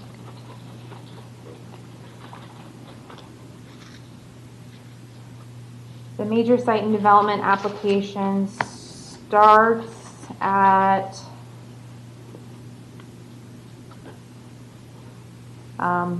2 acres or less is $48.25. Over 2 acres up to 15 acres is $68.35. I'm sorry, so how much is? $6,835. $6,835. And what is the purpose of going through the MAS stage? For a garden, it's not a development. It is development, it's not just a garden. They would be required to have parking and stormwater management. They're going to have to go through the full regulations of the site development. So they'd have to go through the full staff review. Most likely it would have a building for sales to be done out of, and that would all have to go through as well. And then my last question, Mayor, because I know time is of the essence on this. There was a thing about the setbacks and, line 155, located so that they have it blocked. And I think we need to make sure that we keep it as open as possible without the wall and stuff or any of that regulation, because this garden is going to depend on like the bees for pollination and the breezes for things to grow. And it may kind of box things in that would normally grow naturally. I'm not a gardener. My family will attest to it, but I know that you got to have the space and the air movement for things to happen with gardening. So maybe there's a way to exempt that part of it. From the buffer wall for like the neighborhood commercial? Yeah, because you're going to have a buffer space anyways, because there's the setback, and that's going to be natural. It's going to be natural and green. I'm just. We could add another, like under there, we could do 2C and say when in a neighborhood commercial zoning district, an urban market garden is exempt from the buffer requirements of that section. Is a buffer required in any of the other zoning districts that are listed on here? Yes, but that's the buffer specifically outlined for this use as a type C buffer, which I believe is a 10-foot buffer. I think the type C is a 10-foot buffer. 10 C is. But they're not a wall, it's not a fence. No, not a wall, not the berm. Anything constraining. No, okay. It's just a 10-foot buffer. All right, that's all I have, Mayor. Thank you. Commissioner Luke, you have 8 minutes. The floor is yours. I have to admit, this was very confusing reading it as to what had been going on prior to and then this final thing. I will state I am in favor of making it eliminating the acreage to 10 acres, but I would like an overall limit to urban gardens being 25 acres total for the entire city. I talked with staff. That does seem like it's doable. It's not prohibiting anything legally, but it's not saying that it's a practice or prototype or whatever you were talking about. But it actually allows them to come in, so they then get to judge what they think is going to work for them up to the 25 acres in the city. That protects then that commercial base that we were worried about losing. And I would open that up then to the activity centers and those neighborhood commercial, high density, whatever you've got listed. I would just say 10 acres max and total of 25 acres within the city. The buffer thing, I would lighten that up. That is plants. I'm having a little problem with looking at the beginning of it, like line 87 and 89. And then, because it says one thing and then it contradicts down in line 122, the way I'm seeing it. The hours of operation, they look like they contradict one another, so that bothers me. The exemption down on 102, you're exempting nurseries and botanical gardens and garden shops. Well, to me, these urban markets are no different than a nursery or a garden shop. I mean, it is commercial. They are selling those types of things, and to me, they need to be able to be allowed to sell the tools or the retail stuff that a garden shop does too at this urban market. So I think there's some inconsistencies within that need to be straightened out before it can be finally approved. Can I? Yes, you want ma'am. me to respond to some of those? Of course. Before we get too far, I'm losing track of some of them. The inconsistency between the hours of operation or I think you're talking about all commercial uses within completely enclosed buildings. Is that Can you tell us what line item you're on when you address this, please? That starts Thank on you. 87. Thank you. And then I believe the line she said is inconsistent with is 122, where it says it can be sold on or off the premises. It's not inconsistent because it says within completely enclosed buildings unless exempted herein. And then below that in where it's listed in that table, it requires them in accordance with section 53240S, and that's where it provides that they can be conducted outdoors. It's two different sections. It's kind of like a trail you have to follow, but it's all there. No wonder I was confused. Yes. You didn't leave the breadcrumbs for me. Realize I don't like following the line. So in 102, it's giving an exception. And it's giving that exception to those garden shops and nurseries and those other things. Is there a conflict there then in what you're talking about? So this doesn't preclude a nursery from being, like the features of a nursery or the commercial sales of those garden tools and things like that from being done on the same site as an urban market garden. What this is saying is that if you are just the nursery or you are just the garden shop, these regulations don't apply to you because they are different in what they do. The plant nursery doesn't have the vegetable and fruit component. It doesn't have that. We're talking strictly ornamental shrubs, trees. It doesn't have the direct food sales. It doesn't have the direct food sales, correct. Okay, so they can sell the retail stuff that goes with. Yes, absolutely. You can combine uses. Okay, because that was confusing to me. So the sales inside and outside, that does not have to be conducted within the building the way 87 said? That's correct. Okay. I would like to follow up on that. There's another component of this that's going to have to come back to you, but it's going to have to come back to you separately as far as the activity centers go, because we have to amend the urban design standards pattern book to allow for sales to be conducted outdoors.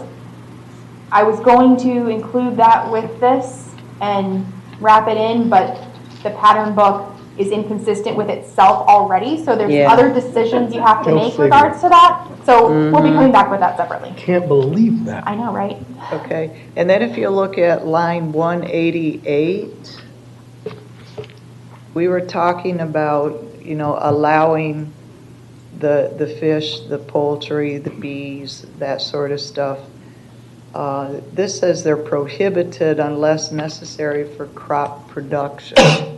How are you going to determine whether it's going to be for crop production? I mean, because I believe we were just saying that they were allowed. So how are you going to determine that? The direction bees do. The direction we received, the consensus item was that staff will recraft the language with the intent that bees and fish used within the use of the garden will be allowed, and to readdress the language about breeding and raising being prohibited. So how we understood that from the conversation we had is that if we talked about like the aquaculture and the fish are part of that cycle, or, if the bees are needed for pollination and whatnot, then that's permitted. If it's part of the actual operation of the garden, not if it's a separate piece of it. Okay. So, you wouldn't be able to have fish just to sell fish or bees just to sell honey. Okay. Then to summarize my 8 minutes, I would like to see it expanded to 10 acres per urban garden, up to a maximum of 25 acres within the entire city, and then work that perimeter. We'll come and do a I know, if that's consensus. So if you legal. remember those things, we'll come and do a consensus once we're done. Commissioner Carrison? Yeah, I think we need to find out if we can legally do that. Can we limit, without limiting it within the zoning structure, that we max out 25 acres to be determined allowable for the commercial gardens? My concern is that it's like we saying you can only have 3 Walgreens on the corner. That gives you an idea. I'll let Amber weigh in on this, but I've seen regulations where you aren't allowed to have more than 1 gas station per intersection, or where you have separation requirements between uses. I don't see an issue with it. Here's what my concern is, that we've already gotten one state mandate where you can't regulate gardens within your residency. Is this going to wind up being the next if we do this? That's my concern. Well, this is commercial. I understand, but, limiting it to 25, I think it's a brilliant idea, Commissioner, don't get me wrong. I think it's a great way to get around the 5 acre and 10 acre issue. But I just worry about singling out that individual type of commercial use, and where will that play a role legally?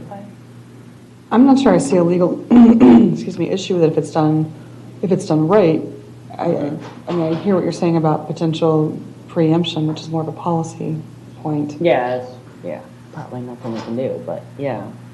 So you don't think we'd have a problem with it? There's nothing I can think of. We can look into that for you, but I know we're here at second reading. But I think that we're making enough, if what I hear here, it may be a major change, and we may have to bring it up for a second reading, so. Just third reading, or a continuation of second reading. You know what I mean.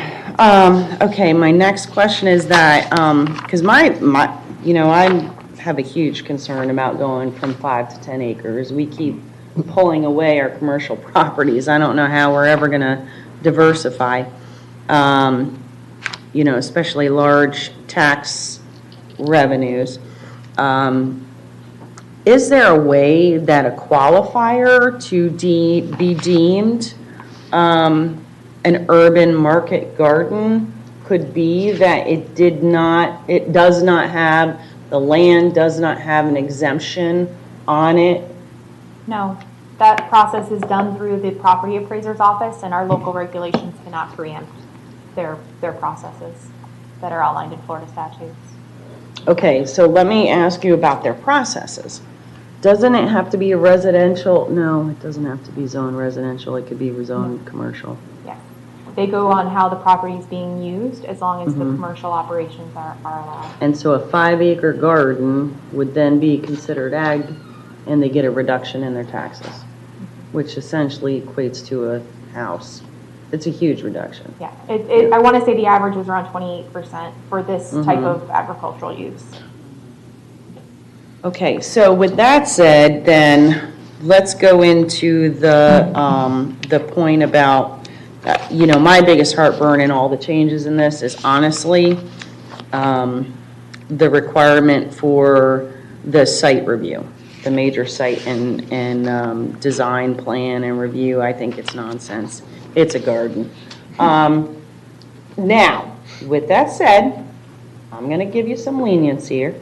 With that said, I understand that you need, for safety reasons, you need to know where the parking is If there's a structure placed on it, then yes, there should be a site plan. Also, maybe to solve the other issue, if there isn't a structure, maybe it could go through the infrastructure review plan, which is much cheaper. See, that's where I'm going with this, is that maybe we need to put options, because some people may not want a structure, and they may just want to put up, I got news for you, Detweilers literally started with 4 2x4s, a wooden frame, and palm fronds, and that's how they started. So maybe someone wants to put that up, it's temporary, they take it down at night, they put it up in the day, they take it down at night. Maybe that's how they want to do it. The other reason, and this just jogged back in my memory, that we put the major site development on there with the buildings is because once they've been there a year and they qualify for that assessment, they can now put up buildings without building permits. And so we have no review of those in If terms they of... qualify for the ag? Yes. Well, they're not going to qualify for the ag, it's under 3 acres. That's not... Size is not a limitation. If they can prove that it's a bona fide agricultural purpose, they would qualify for that. And then we're preempted from requiring building permits for farm buildings, fences, or signs. So they could put up a building in the middle of your activity center with no design regulations once they've been there. Okay, so, okay, so say they don't have a building, and we manipulate this where it says that if you don't have a building, then a general design plan is all we need, and that it's really about parking, egress, and Stormwater. no, egress and in and out. Landscaping. Thank you, Yeah. in and out. Landscaping. Lighting. No lighting. I don't know where this lighting's coming from. Why do you need lighting? They're not even gonna be open at night, right? Well, yeah. It requires lighting over You know what I mean? surfaces that pedestrians are going to be on, so. I wouldn't want lighting in my garden, but anyways, so point being is that, is lighting required? Let me get to that real quick. Over paved spaces, yes. It varies the Paved, intensity. Paved. If there's pedestrian spaces, so like a parking lot would be required to be lighted. Now see, that's, oh my gosh. No one else has an ordinance that we couldn't have used as a template? For this particular use, this is a combination of a few different ordinances, picking and choosing the best parts of them. There wasn't one that really fit here because, again, I go back to where most places doing this are urban infill. There's not a lot of suburban communities that are doing this use. No, they're putting it up in their front yard instead.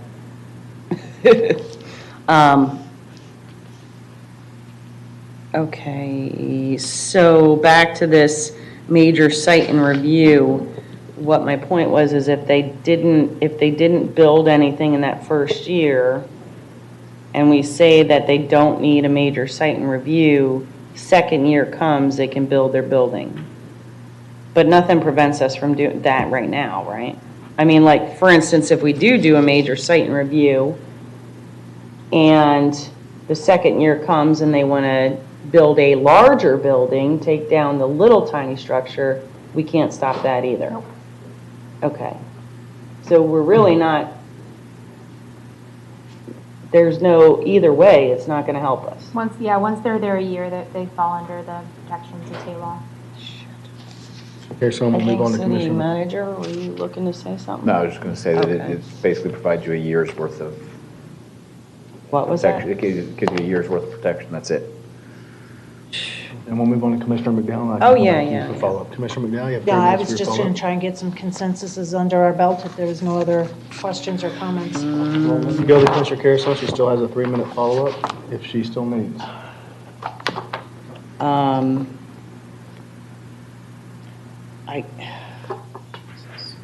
The setbacks, we can make it so that the setbacks on acreage is either minimal or a lot less than 10 foot.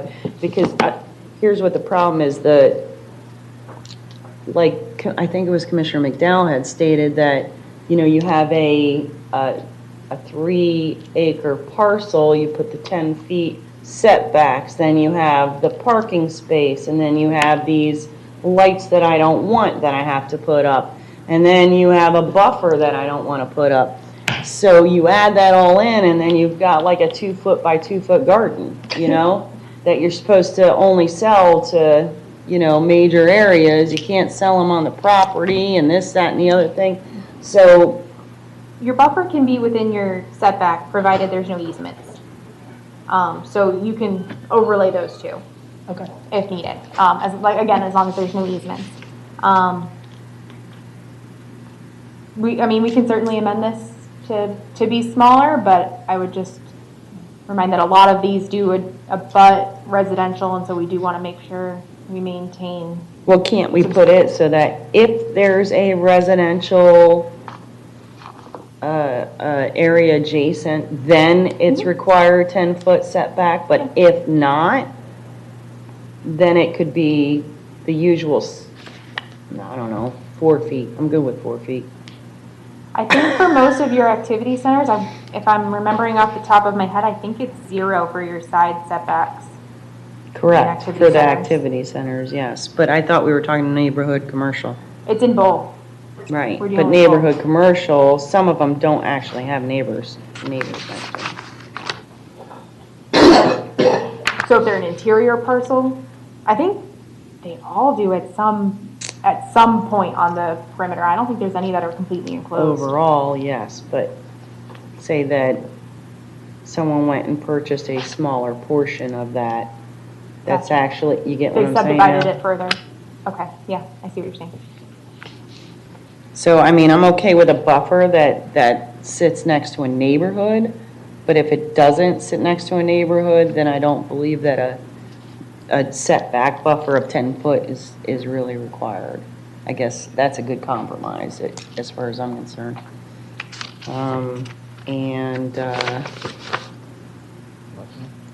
Yeah, I think that's it. I'm still kind of stuck on that whole major site review. That I don't even know if I can. Here, Luke, support you that. had a couple of consensuses you wanted to get, or at least one I know of. Yes, if Vice Mayor wants to give the consensus that she has, I'll just make sure the one that I'm concerned about is in that consensus. Personally, myself, I would like to see this come back as. Well, I think it's going to now. Yeah, gonna have to, so we can review one more time, but I'll pass it and just make sure she has my concerns within it. So I'll let you do yours that you brought up since you know the language that you wanted to say. So my first one is on line 248, the definition of the urban market. At Mayor, if I could get a consensus for the definition to read an area of land managed and maintained by an individual, group of individuals, private enterprise, or organization, growing and harvesting food crops such as vegetables, fruit, and herbs, and or non-food ornamental crops such as flowers for commercial sale to an end user.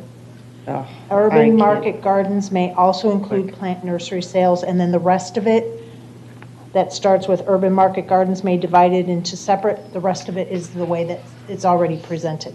Okay, one more time because I can't write that fast. An area, all I'm doing is basically adding after a group of individuals. It's private enterprise or organization. And then instead of consumers and restaurants, on line 250, it says end user, for sale to an end user. You could also just eliminate that and just say for commercial sale. Yep. We could do that too, yeah. That's what I would do. Yeah, let's do that. Okay. Commercial sale? Yep. And then adding the urban market gardens may also include plant nursery sales. Can I ask what the purpose of including that is? I didn't quite follow. Plant nursery sales is plants, shrubs, flowers, tools, other commodities, accessories, propagation to the growth of plants. Right, but they are two separate uses within the code, so the plant nurseries are allowed, and I'm not sure if they're all in all these same zoning districts. I worry about combining the two. You can combine the two, like if they're coming in for a site plan, you can put an urban market garden and a plant nursery on the same parcel. So you could have both components there. Yeah, but they gotta pay double. No? They wouldn't have to do No. 2 site reviews and two. We do site plans all the time that have multiple uses on them. On the record that they can come in and do both on that same property, so then I'm fine with it. Yeah, absolutely. I mean, an example, Cocoa Plum. How many different uses are on that parcel? And that's one site plan. You've got restaurants, you've got shops, you've got offices, all within one. Okay. Commissioner Luke? So I don't know if the You wanna go ahead and consensus say it on again? this is clear. Do you want me to? Go ahead, just state- read okay. it one more time, just for good measure. An area of land managed and maintained by an individual group of individuals, private enterprise, or organization, so adding the words private enterprise or organization, growing and harvesting food crops such as vegetables, fruits, herbs, and/or non-food ornamental crops such as flowers for commercial sale, period. And then the rest is the same. I'm good with that. Mr. Luke? On line 116, Yeah. in those Are areas you that okay are... with that consensus for the Yes, I am. definition? Oh, is that what you're... That's what I was doing. All right, thank you. Commissioner Emmerich? Yes. Okay, we have a consensus. All right, and then I have just 2 more for me. Adding an exempt. Yeah, Make it that really face and then does. do that whisper talk like that. Is there a problem? Mr. Mayor, I don't know what a private enterprise means. It's not I don't know, defined it's in in the the whereas ordinance. clause. Go to You line did 25. it there. Go to line 25. I'm sorry, it's on line 26 in that whereas clause. I see that, but in the definition, I don't know what that means. So what is it you're seeking, this way we can write the definition? I think it's to capture it? corporation, LLCs, a business. Like a business, you mean business entities? That's what I would say. I'll be perfectly honest, I saw it in the whereas clause and then went, well, it's not captured in the definition. So I just put it in the definition because it was in the whereas clause. Okay. We might be better off saying like maybe business, since that's defined in our code. I would say. My only hesitation, and that's just because we had a conversation about it this morning, is I don't know that that includes nonprofits, because our definition for business says organization. everything conducted for livelihood or profit. Yeah, but an organization would be nonprofit, the commissioner. Okay, then yeah, then you're covered there. Organization. So you want to change that word to organization within your No. consensus? It says, so city attorney, are you wanting me to change private enterprise? And the definition? Yes, ma'am, that doesn't have any specific meaning. Whereas clause. Well, the whereas clause is up to you. I mean, the whereas clause is more kind of general to talk about the purpose of the, of the ordinance. So if you want to make it clearer there, that's fine with me, but the definition really gets to what we're doing in the ordinance. That's where I have a legal concern. So it'll be a group of individuals, businesses, or organizations growing and harvesting food crops such as vegetables, blah, blah, blah.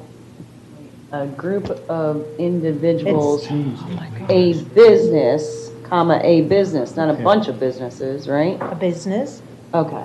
or organization. All right, So private enterprise is going to get changed to a business. yeah. All right, I this just didn't want a definition. co-op.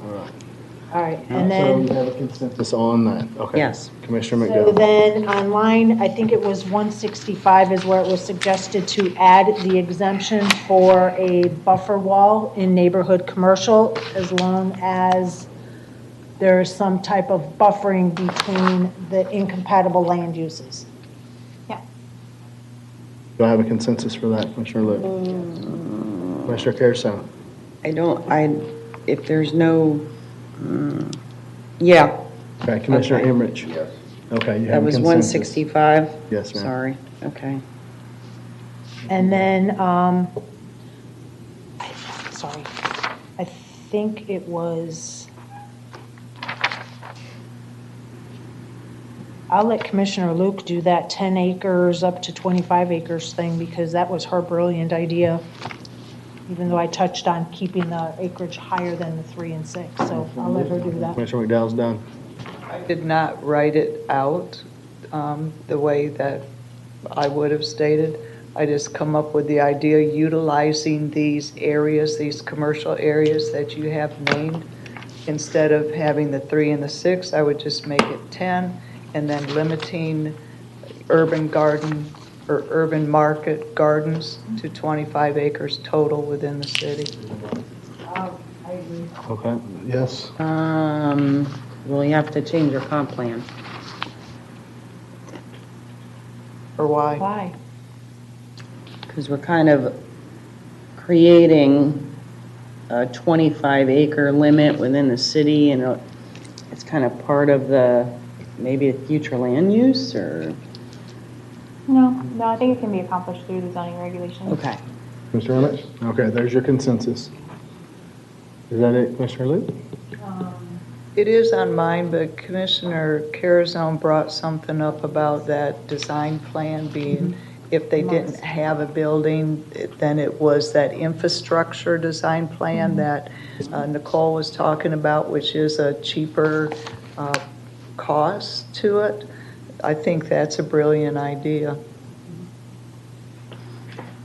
What was that other, instead of the MOS, you said we could use it as an industrial, I think you said? Infrastructure. Infrastructure. Do we know what line that would go in?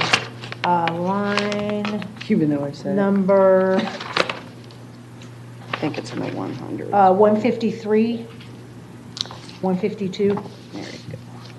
Urban market gardens are subject to the development regulations of Chapter 33, Article 2, major site review of the city's ULDC, and that's probably where that would change. And you could put an exception if there are no building structures. So, Ms. Luke, you want to make a concise consent, or get a concise consent so we know exactly what you're looking for?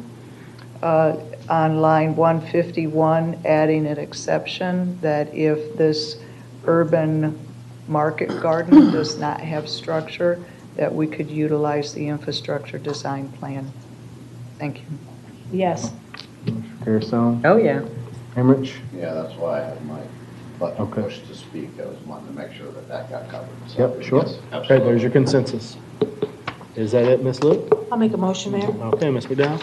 I will make a motion to continue ordinance number 2019-11 to the, let me get the date, hold on. Bear with me, sorry. City Attorney, are you going to be able to do these by the October 22nd meeting? These seem like relatively simple changes. October 22nd should be fine. Famous last words. October 22nd? Yeah, October 8th would have given me heartburn, but I think you can do October 22nd.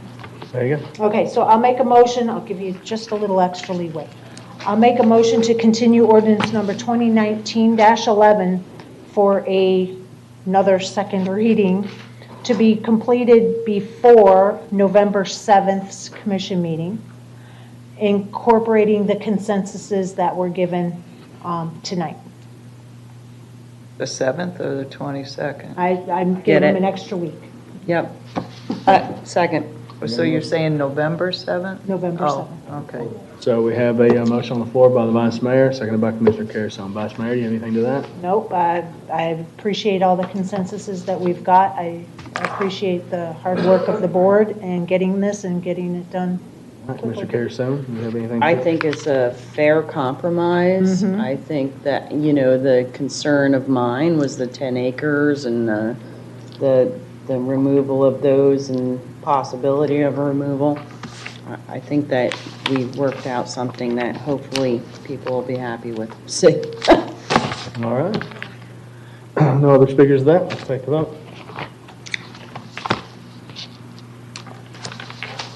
And that passes unanimously. Move on, general business. Item 190941. City Manager, please introduce the item. Thank you, Mayor. This was requested at an earlier meeting that on July 17th, that we bring you back some of the actual costs related to the Family Service Center and look at the actual rental charges that we are charging for the tenants in the Family Service Center. With that, we provided you with some backup that shows you what we currently charge, what some other agencies around here charge, as well as what our actual costs are with and without depreciation. And we're looking for direction on what you would like us to do. All right, thank you. Commissioner Luke, you have 8 minutes. I appreciate staff bringing this forward, looking through things. Actually, they brought in some things that were lower than the figures that I brought in. But I believe the commission has received the spreadsheet over the last 3 years of what it has run in 2016, 17, and 18. And one of them went up to $8.84 with the depreciation and stuff within it. So I don't want us to be holding the bill for another entity, but I don't want to gouge them. So I think setting a $9 square foot covers what has been going on, and then this can be reevaluated, as we progress. But I think it's only fair. The nonprofits they care for the citizens in a way that we can't as a government. And so I don't like making money off of them. And I think it's unfair and unjust. But having that $9 a square foot, I think is just. It allows for break or anything also too, but covers it. There would be within the budget a deficit, but I think it's only about $40,000, and we can pick that up easy enough within the reserve or any other savings. So I'm not worried about that $40,000, that variance that would be within the budget this year that was just approved. So that is what I'm leaning toward and why I see it this way. Thank you, sir. Commissioner McDowell, you have 8 minutes. Floor is yours. Yeah, I understand that the $14, I don't know where that number came from to begin with. And I do recognize that it's a little bit high based on the costs of using the family service building. If I remember correctly, those leases are up like every 10 years. So the next set of leases aren't going to be up until like 2022, 2025, I think, around there. I'd have to look at each one. They all vary, I believe, but that is, depending on what you all decide to do with the rate, will come the follow-up question of what you want to do with the leases. Right, because I'm looking at the proposed sheet, and I think the earliest one is in 2022, and then it goes to 23, 24, and then 25 and 26. So personally, I think it should go up to 10 because of the length of the lease. That way then we're not changing it if there's an exponential cost increase in the expenses that we shell out. And I don't think it should take effect this fiscal year. This budget's already done. So everything is already set for this year. This will give us another year to work how we're going to recoup the loss in income. It'll also give staff time to come up with the new leases so that we can start them all like October 1st of 2020. That would be my suggestion. That's where I'm leaning towards this. To try and do something and changing it now puts us as a city in a different position, having to hit the reserves that are already kind of tapped out.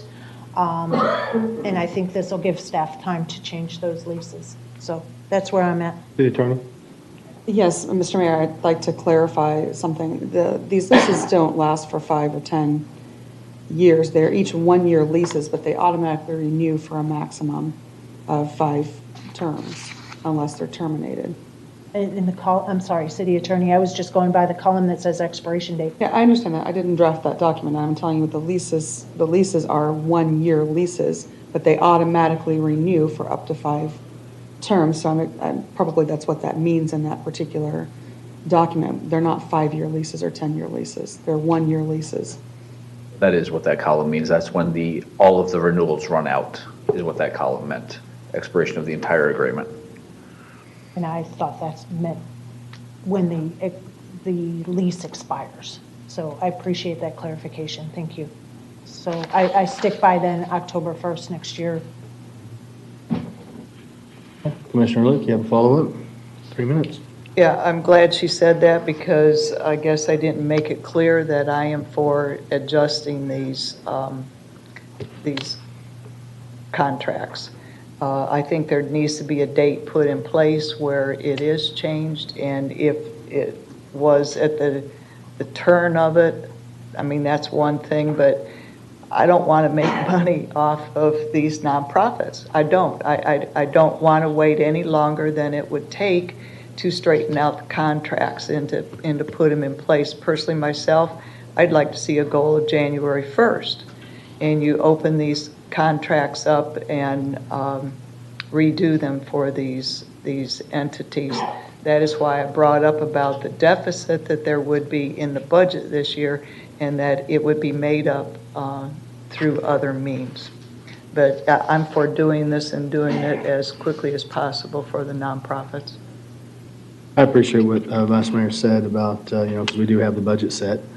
I don't know, it's kind of hard if we wait until the next budget cycle, maybe.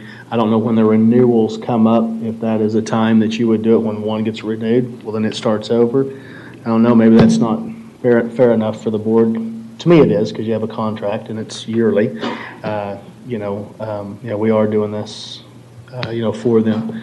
So maybe that's the time to do it is once their individual leases come due each year, then it drops down to that $9.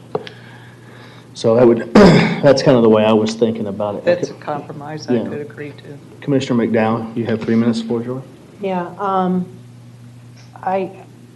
I can see doing it when their lease comes due, because it is staggered. I'm looking at the effective date, so if it's like 10/1/17, that means it'll be 10/1 of 20.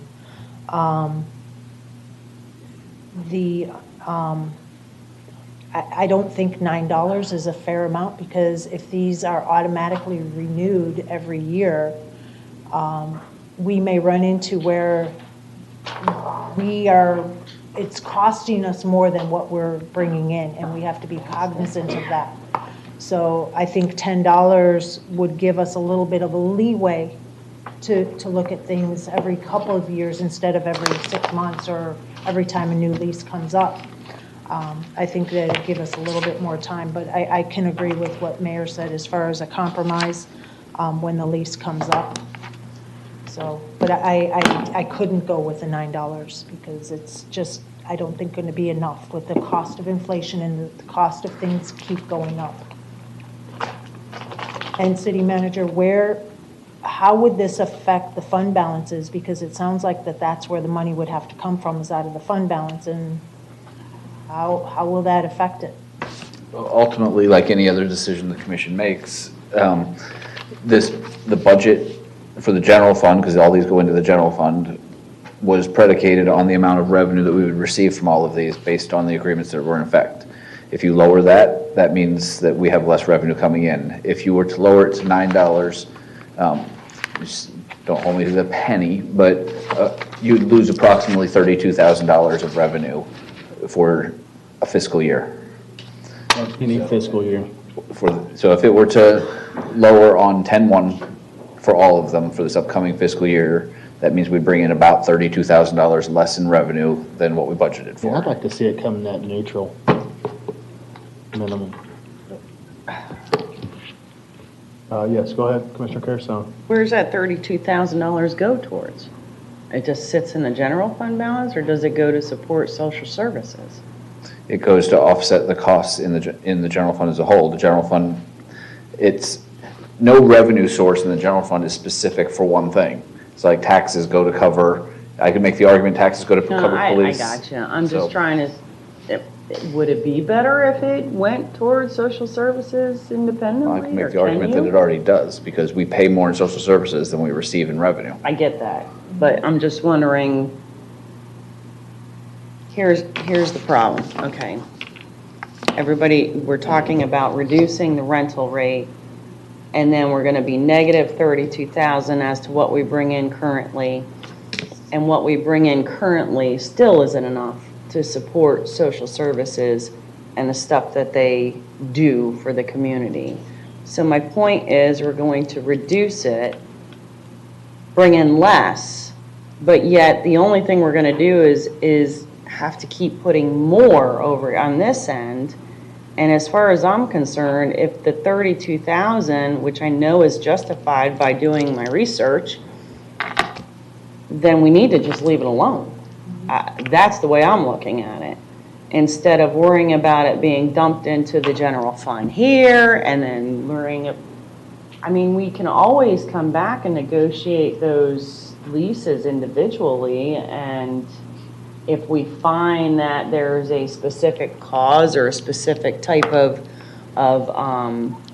nonprofit that provides more to our community, that we can say there is an absolute monetary value connected to this nonprofit, so that should be reduced, if that makes any sense, you know. I understand what you're saying. I have no idea how we would do that. Quantify that. But it'd be it'd be by an individual basis. So say that the city had a direct partnership with, in the past, it was Scope. We had a direct partnership with Scope, who in turn created, Northport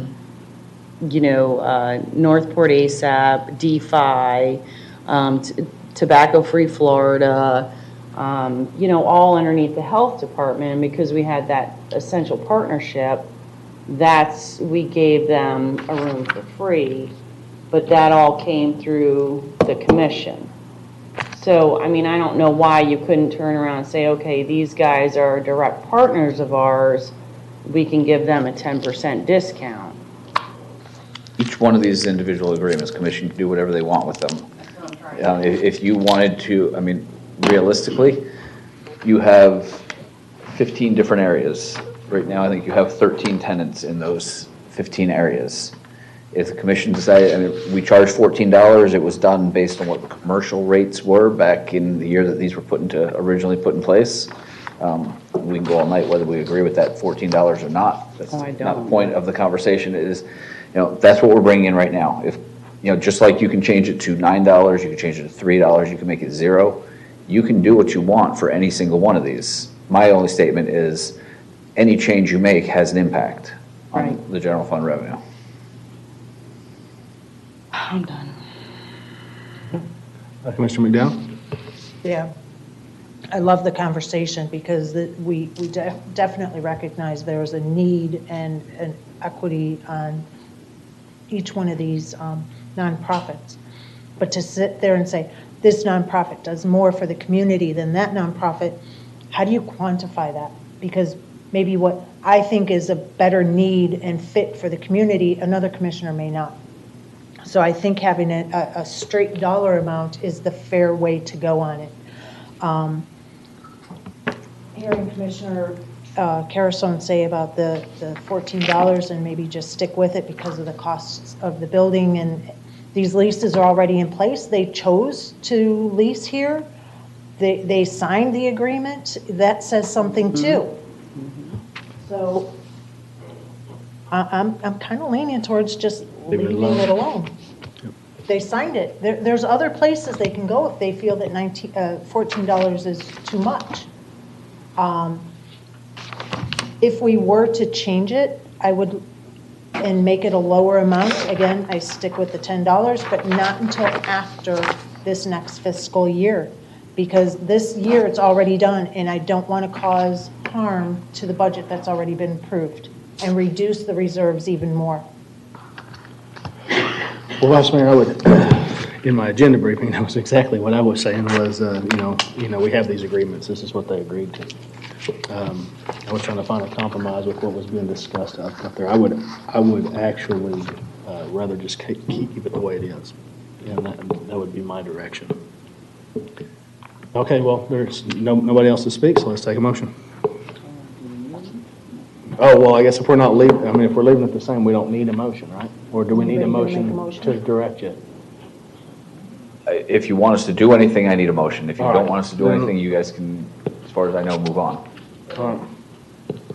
Without a motion, I'm going to state that I am in disagreement of keeping it at the $14.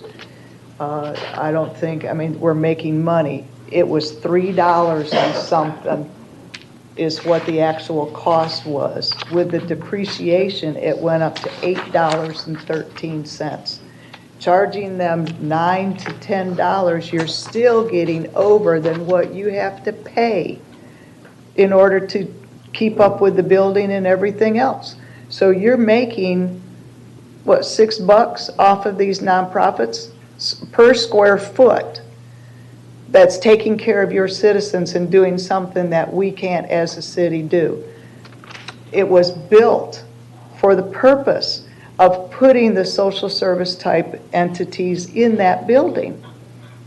They're there paying, the next highest place is $8.50 a square foot. There are businesses that don't even pay 14 square foot, and we're charging the nonprofits that provide to our citizens a $14 per square foot. I have to go on record to state that I cannot agree with keeping it at the $14 a square foot. A motion that what you'd like to see happen. See how it flies. All right, I'm going to make a motion. Move to lower the rent at the Community Service Center, whatever the name of it is, Family Service Center. The rental charges be $9.50 a square foot, and that it would become effective at the point that their lease has to be renewed in this coming year. So we just approved some of them, and that's the end of the motion. We just approved some, I believe, within this meeting during the consensus, which means they have an entire year before theirs would be going to that $9.50. Thank you. Do I have a second? I'm going to second it for discussion because I'm going to ask Okay. a question. Not discussion, I just have a Okay. question. Well, go ahead with the motion. Okay.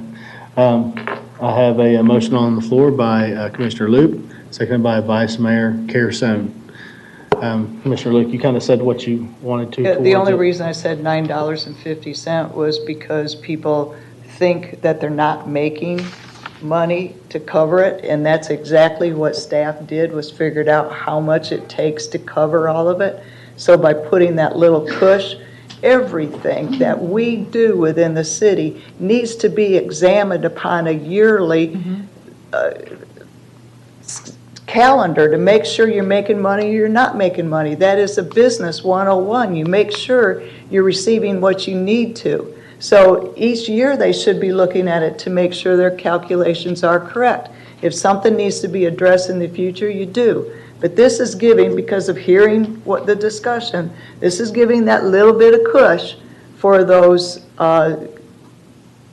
contracts going out into the future. That's the only reason I said $9.50. Thank you. And I do remember the city manager said we were losing $31,000 on that. That's what my question was. Right. City manager, do you have the calculation that if we do it at $9.50 a square foot, what would be our deficit then? It's not that it's a deficit, it's Should just that the rephrase that, budget, and you have over 1.2 million still left in the reserves after the budget. The city manager. Let me clarify the semantics of what I said. We would bring in at $9.50 a square foot, $29,000 approximately, less than what we budgeted to bring in. It's not less than what it's costing us to operate and maintain that building. As Commissioner Luke is correct, our costs show that it's, without depreciation, costing us a little more than $3 a square foot to operate that building. Throwing in the depreciation, which would cover any major repairs to the building and everything, now it's up to a little more than $8 a square foot. So at $9.50, we are covering the cost for that building, plus a little extra. What we aren't covering is what we put in the budget. So I got you. See now if that makes more that sense. makes it a little more clear. I apologize if it wasn't quite clear the first time. What I was stating is the budget, what you actually budgeted, what a change brings in, that budget to actual, not what the cost of the building is. I thought you were saying we were at a $31,000 deficit. The general fund as a whole. Now I feel a little bringing better less about money. what you're saying, because I do want to be as close to net neutral as possible, but But you're if it- making money, even well, on the 950. I understand, but if we were losing 31,000, to put us back at 14 would put us closer to net neutral, the way I was thinking. Correct, and I apologize. I'm glad we had the opportunity to clear that up. All right, so. Can I get my question? Oh, yeah, I'm sorry, I thought you did. Okay, so it's 29,000 less the budget, right?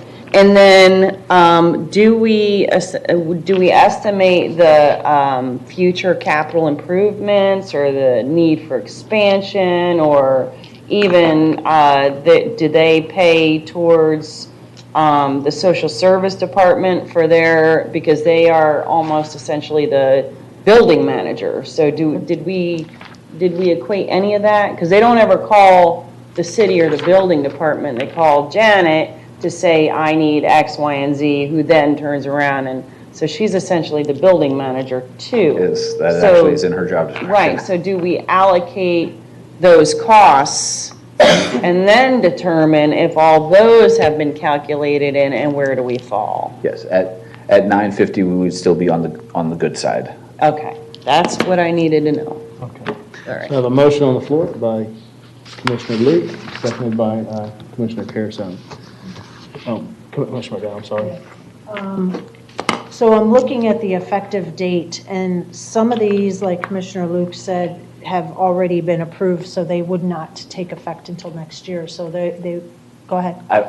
That was going to be my follow-up question to you, because you have, all of these are in effect today.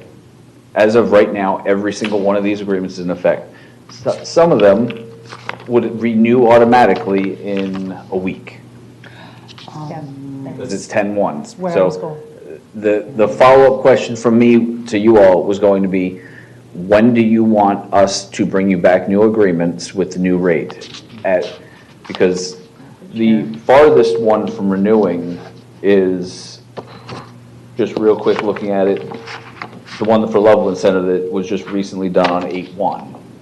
Everybody else would be somewhere, I mean, like I say, some of them, I can guarantee you, we can't get you a new agreement in front of you by 10/1. But that's going to be the direction we will need from you, is when do you want us to put the 950 a square foot? If that passes, when do you want new agreements? Okay, and I heard in the motion that it would take effect upon, effective with their lease renewal. If I could make an amendment to the motion, Mayor, to make it effective with the lease renewal that happens in 2020. For the 2020 budget, or For- 2021 budget? Well, it's fiscal year 2021. fiscal year 2021. So not this new renewal cycle, but the next renewal cycle. Not this year's budget, but next year's budget. Next October. Yeah, next October. Okay, That's I just wanted it The clear. ones that start after 10/1/2020 is what you're saying. I just wanted to be clear, So because when a lease comes up for renewal, if it's any time in fiscal year 1920, it's not going to be renewed at these new rates, but next fiscal year 2021 is when we will start seeing those renewal contracts coming back. Next October. Fiscal year 2021. Do I have a second for this? I'm going to second that, and maybe I can clarify that. Yes, what is there to clarify? The All right. clarification is that the leases are placed all over the year. Exactly. So it's not all done October 1st. So Right. there will have to be some pro rata done, where some of them have been put in place in the middle of the year, and you may have, if it takes effect October 1st, you may have to do a rational. Manager. you have a couple options there. Thank you. One, yes, you could either A, go with the rolling renewal rate that you basically have all of these renew on whatever date they renew on, anywhere from 10/1 to August 1. Or you could sit here and ask for us to bring them all back 10/1 of next year. That's, I'll just need to know which way you all want to go. So with my amendment, Mayor, it was to have it be renewed on the renewal date starting in fiscal year 2021. So if that was the end of the amendment. So for example, if their renewal date is 10/25, we won't see that until 10/25 of 2020. If their renewal date is August 1st, we won't see that then until August 1st, 2021. I understand that's what you said. I just, like I say, I'm hearing both a differing of opinions among, Their so. effective date is staying the same, but when they come up for renewal in the fiscal year 2021 is when they're going to get these new $9.50 charges. Thank you for clarifying. Commissioner Luke. Again, I can't agree with the amendment. To me, it should be changed upon their renewal, the way I had stated it in the motion. It's spread across throughout the year. It's not all at one point in time, but that means you're collecting that $6 a square foot or whatever on top of what they're paying for an entire year. You're making money off of them. So I can't go with the amendment. If it were staying the same as the motion, then I can agree to it, but no, can't make money off of them. Thank you. So we have an amendment on the floor. Let's call the vote.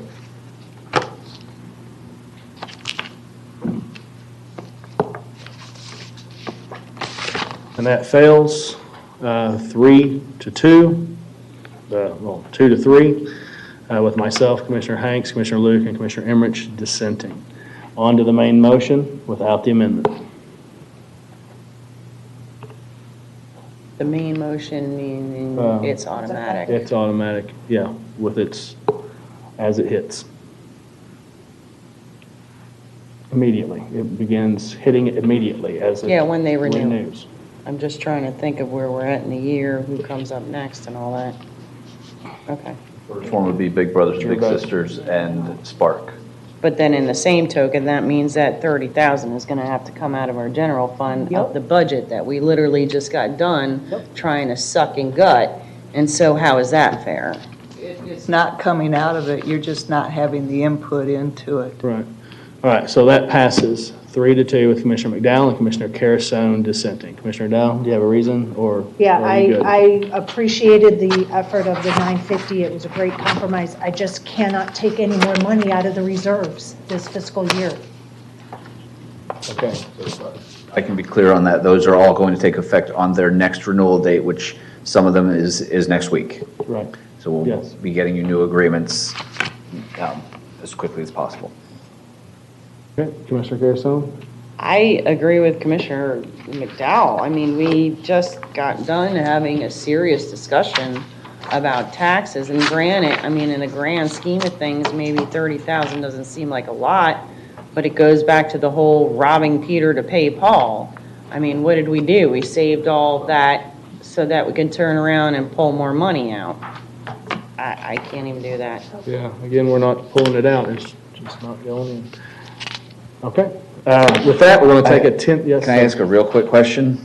How do you want to deal with the one that we literally just approved tonight? It's got a year, I guess. Is it a year at the $14, or are we going to the $950 effect? Because I would have to go back and find out when that agreement becomes effective. If it's effective 10/1, I know what to do. If it's effective tonight. Well, I think you needed to find that out. All right, we can address that when we come back after your break. All right, thank you. 10 minutes, and then we'll be back promptly.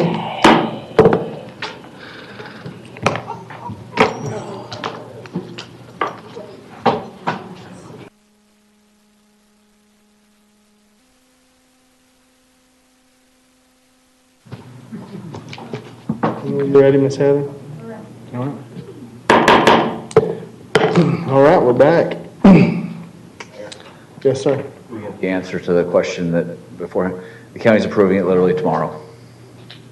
So it's not effective until after they approve it. So theirs would have a changed rate of $950. Good deal. And that worked out. Good. All right. Thank you, sir. All right, we're moving on to item 19-1014. City manager, please introduce your item. The item. Thank you for the clarification. All right. This was requested by, I've had conversation with all of you about this one. This relates to the key of the city and a policy on when and how those are given out. With that, I'm going to turn it over to you all for conversation. All right. Do I have any, anybody wants to speak to this? I may as well All start right. there. Commissioner McDowell, you have 8 minutes, floor is yours. Sorry, I just took some peanuts.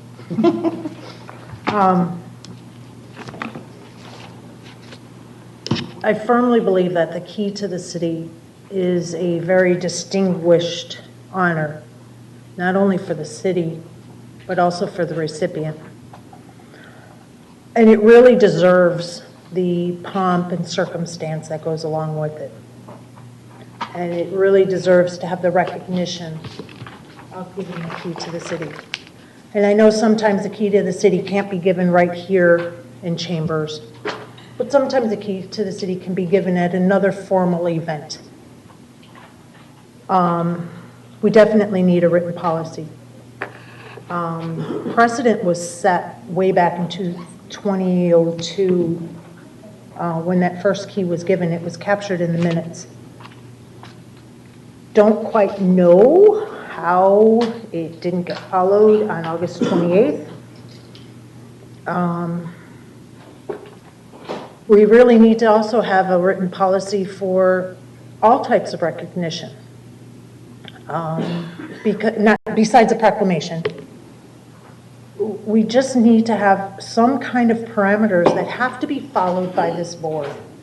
This board can't just go up to anybody and just say, hey, I want this. That's kind of wrong in itself. But a key was given on the 28th. We know nothing about it. It's not captured in our records. It's not captured in our minutes. It's not captured anywhere. Don't even really know who the recipient was. There's nothing in our historical archives to reference it. It's an honor. And it wasn't honored for neither the city nor the recipient. And we need to have a written policy. That's really all I got to say. And we need to have that written policy like now. That's really all I got to say, Mayor. Thank you. I don't know that you can speak to honor for somebody who's not here to speak to their honor. With that being said, we also gave away a pink unicorn to a wonderful young lady who did phenomenal singing and represented us up in Los Angeles, went all the way to the finals of America's Got Talent. We also gave her a pink unicorn that was a direct representation of the city to her without any single board approval. Now this key, city manager, does this key have any intrinsic value? Does it open any doors? Is there anything that this key in itself does other than be a toy? No, Mayor, the key is a ceremonial item. It's, they have them everywhere. It's whatever you want it to be. But no, as far as does it have practical value of opening a door? No, it's not an actual key. So it has about as much practical value as a pink unicorn. So in itself, it is kind of a pink unicorn. To me, when you're talking about policy, you're talking about what actually goes on the record. What goes on the record is the proclamation. That is what is truly, I believe, necessary. When you're talking about needing, when you're talking about, whether or not this toy was brought up and given to a child that maybe had days to live, and then say there was no honor to the family for that. I don't think you can speak to that.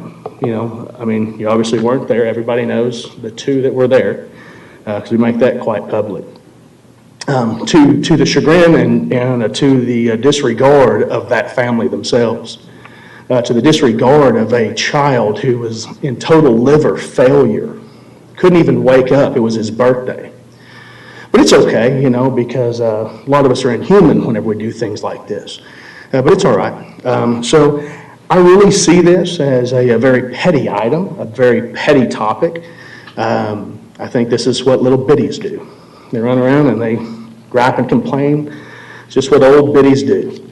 So here we are. Let's deal with what the old biddies want to deal with. and talk about this pink unicorn and what the commission needs to do to resolve this big city issue that is going on. Commissioner Luke. Talking about any item, I'm going back to what I was talking about a few meetings ago, and that's the SOPs, the policies and procedures. And to me, going back into the minutes of February 5th of 2002, and I believe Commissioner Carazone was a part of that, they established what the process was going to be. It never, in my opinion, never got put into a policy book. And if that's what the commission wanted done, it should have been put in a policy book so that people would know what to do. Then come June 19th of 2008, and Commissioner Carazone would have been there at that point in time too, looked like they had a conversation about it coming up another time, and somebody wanted to put more criteria to it. And they said, no, we're not going to put criteria. It's going to be a consensus of the majority of the board of when we do this. So they left it intact to that 2002. So what I would like to see, whether, to me the key of the city is in honor a dignitary type of thing. But anything that has that type of emotion or priority that goes to it, I would like to see an SOP written so that somebody doesn't have to run through minutes to find what was set in place or what should be done. So whatever outcome this is for today, I think we need to set those types of parameters for the policies and procedures that we want to. There's another item besides key to the city. I had somebody ask for a letter from the city. So that's something else that we need to set a policy about.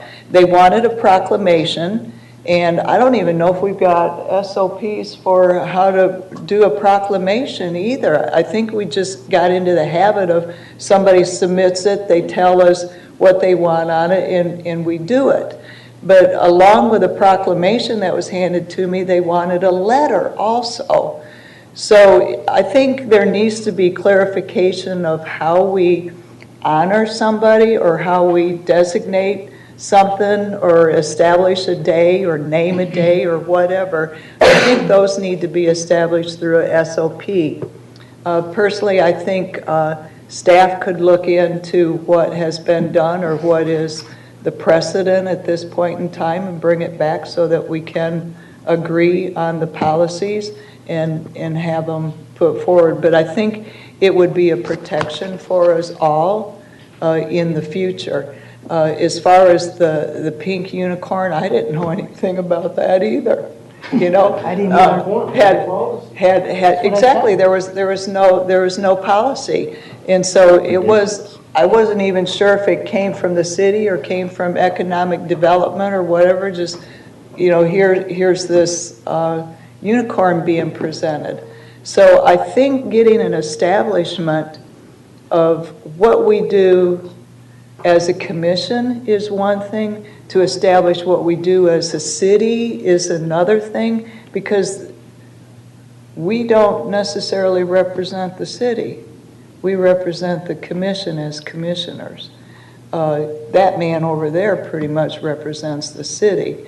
So I think talking these types of policies and procedures over and getting them written, I think would be a good idea. And it would be a protection, and it would protect staff, it would protect us, it would give the future the direction that they need to go in. That's my take. Mr. Carazone, you have 8 minutes. Floor is yours. Thank you. Okay, so first of all, yes, I was here. The key to the city, as what was discussed back in 2002, is of great importance. It's the largest accolade that the city can give to an individual, not necessarily a resident. I'm glad you clarified that it doesn't open doors, because I was going to say it's a simple fix, let's just change the locks, but apparently. But, you know, I think that one of the criteria should be is, yes, it should be a commission majority to approve a key. It should be put on an agenda. Two, it should be given to a person who's done something spectacular for the city, something that's long-lasting, something that, like I said, it's the highest accolade. So it really needs to be. Now, there should be kind of a second tier that if we want to give things away, and I want to be very clear, I am not saying that the two commissioners did anything wrong. Absolutely not. And I'm not vilifying you all. Honestly, I think it was wonderful what you guys did, because this poor kid is suffering immensely. But I think in a future, in that case, we could get challenge coins made up with the city logo and maybe something on the back that says, you know, in honor of your greatness, or in honor of your, and just kind of a secondary type of thing that there is no criteria. You want to hand it out to someone for something? Go ahead, you know. But I think the key should be reverent. I think it should be kind of that higher pentacle of, yes, the commission has to approve it, and yes, we should have a big shindig, you know, kind of like what we did for Buddy. As far as an individual can write any letter, if you had a request for a letter as an individual commissioner, we've already had, okay, so it was as a commission as a whole. Okay, so that would have to come before the commission.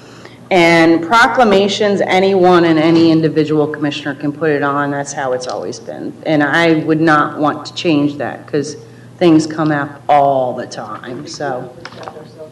Written. Okay, well, that's it. Commissioner Emmerich.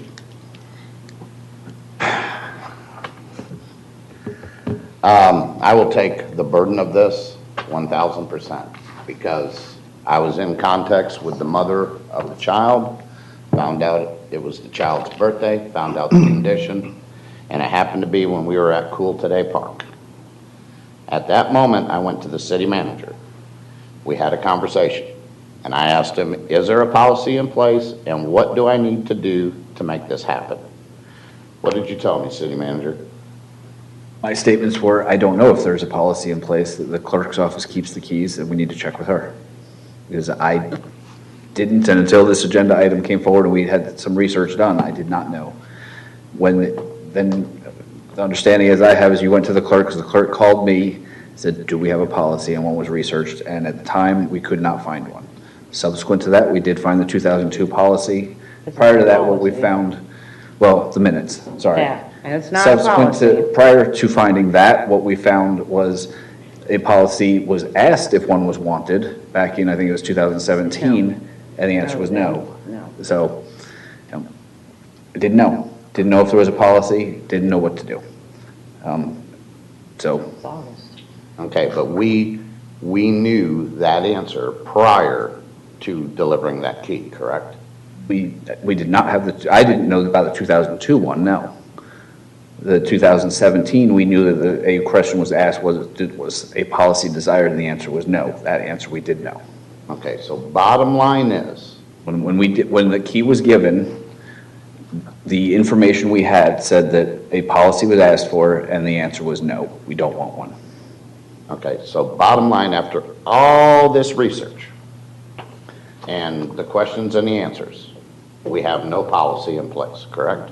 Correct. What we have is the 2002 minutes where the commission at the time said approval obtained prior to awarding the key. Thereafter, there was a general commission consensus that commission approval be obtained prior to key presentation. So okay, it was a motion made by commission I clarified the 17 years ago. So this would be for legal. If there is no policy in place, then this would not be a voting issue, correct?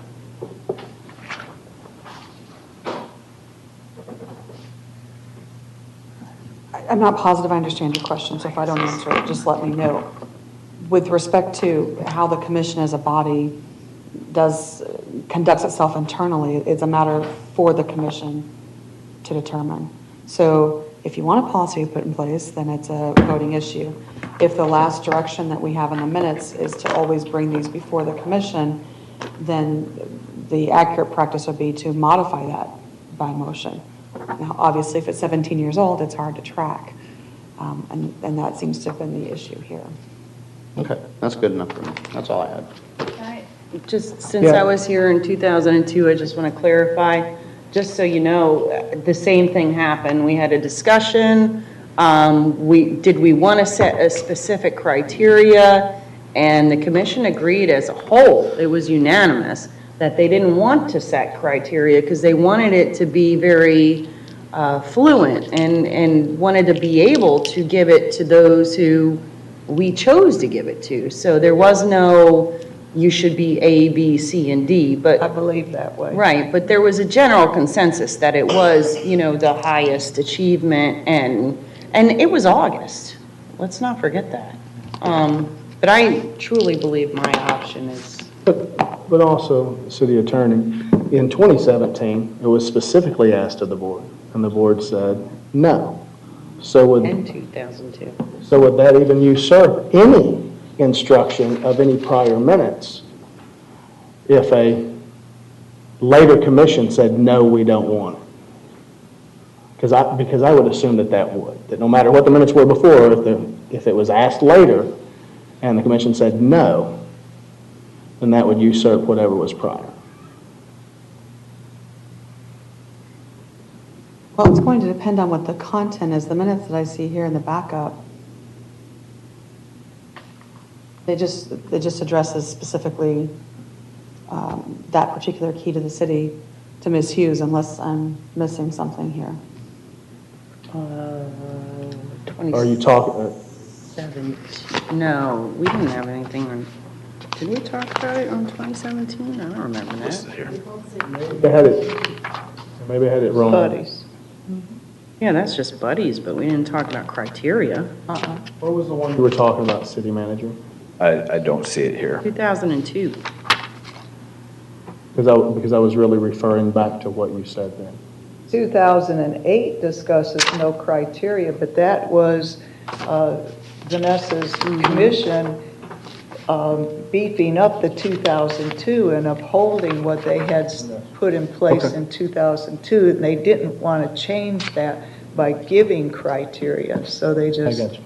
Okay. I think city manager was just wrong in his date time. He said 17, and I think he meant 08. I think that's what it was. Looking at those 2008 minutes, it's true that the agenda item says discussion and possible action regarding setting criteria. The discussion ensued. The commission was in agreement to continue to approve the recipients of a key to the city and no criteria be set. So no criteria, but it does still say that it needs to come before the commission. Sure. And typically that kind of direction stands until modified. Commissioner McDowell, you have your 3 minutes. Do your act yourself. So, I still maintain that this is an honor, and I appreciate Commissioner Carrison for bringing it to the level of reverency. This is a key to the city. It's not just handed out. And I surely hope, Mayor, you are not calling me an old biddy for bringing this forward as an agenda item, because I knew nothing about it. I knew nothing about it until it was posted on Facebook. I knew nothing about it until I got an error message on my voicemail from the city clerk. I wanted to know what was going on. I had my right to know what's going on. I am part of a board. And we made a decision in 2017 when we gave the key to the city for Buddy that it was done by consensus. We were all on the board except for Commissioner Emmerich. When Commissioner Emmerich came to the board and says, hey, I'd like to do something for Mr. Lockhart, he had a consensus for doing that. There was a precedent set with all of us up here that this was going to be the procedure, that we get a consensus for the board for something of this kind of honor For anybody to say giving a key to the city is not an honor just nullified the other 22 recipients. It is an honor, and I am not an old biddy for bringing it up. All right, Commissioner Carrison. Yeah, I'm ready for a motion. All right, I see nobody else. Oh, we have a public comment card, I'm sorry. Oh. Do you want to do that now? or wait? Yep, let's go ahead and do it. Ms. Gibson, please state your name for the record. 3 minutes. Stephanie Gibson, Northport. This isn't about a key. This is about two members of this board meeting outside of this group and making a decision. It is a city asset, as per what my understanding of my follow-up. I think every one of y'all signed the Open Government Pledge. It has two big points.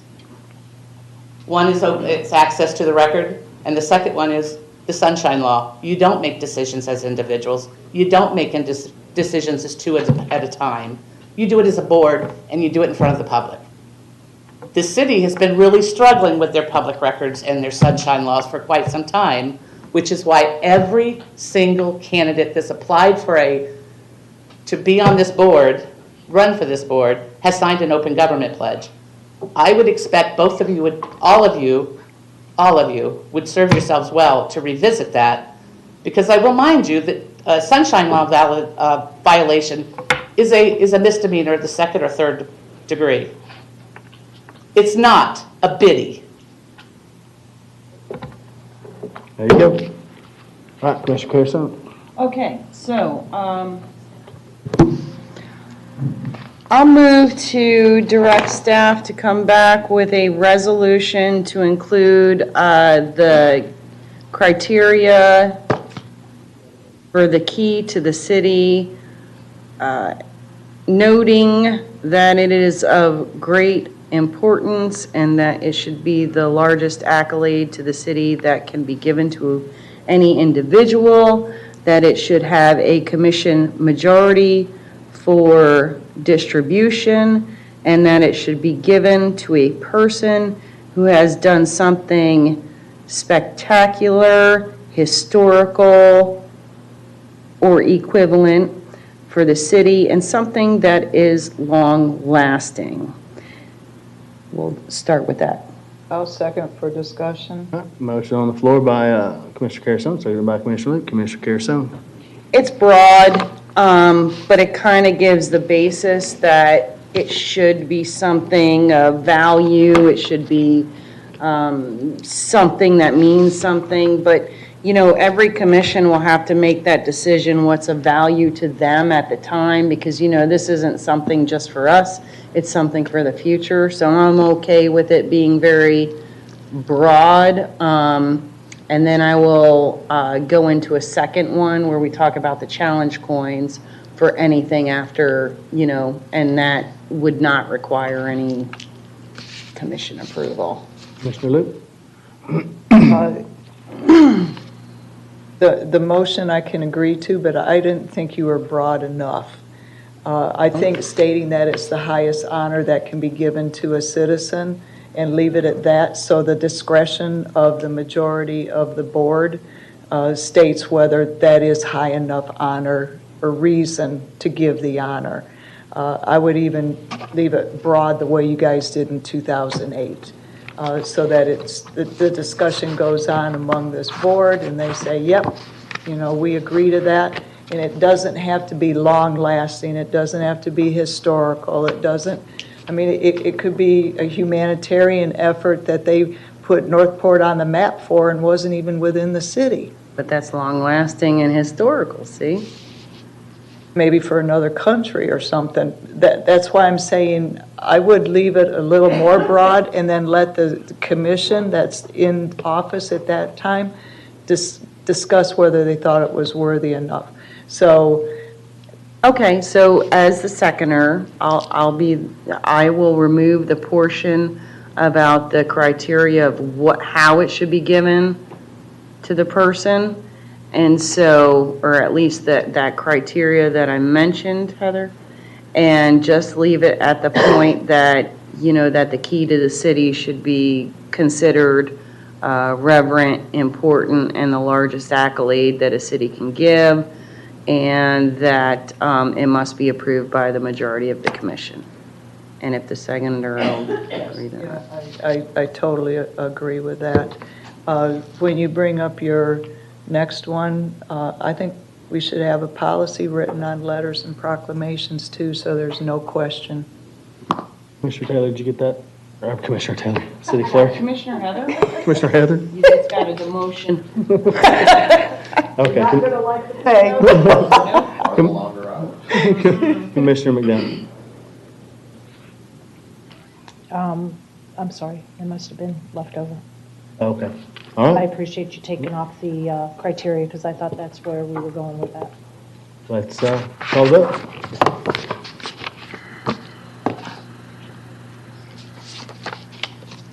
And that passes unanimously.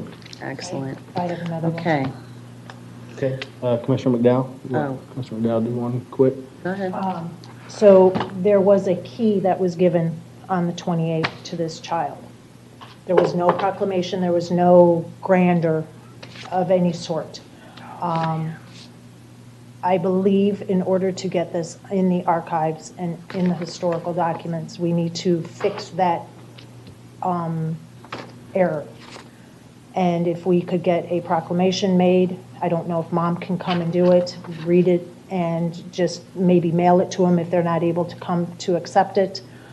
This way we have it in our minutes. This way we can put it up on the board, because there's a key to the city board out there, and get his name engraved. I don't even know this child's name. So if I can make a motion to... Commissioner, can I, before you make your motion? If you look in the backup, it has his name. Lee. Right. I mean, if you're asking for more information, you're absolutely right. We need more information. And I'm sure Commissioner Emmerich, since, he kind of inspired this, I'm sure he can find that information. Other than that, I mean, yeah, I guess Commissioner Emmerich could reach out and get a proclamation. I'm okay with that. But there, just for clarification, it is absolutely in the record. I just want to make that clear. There's a million I Lees in the know, city of so it's Northport. about Lee who? getting more information for the record that exists, not that there's no information.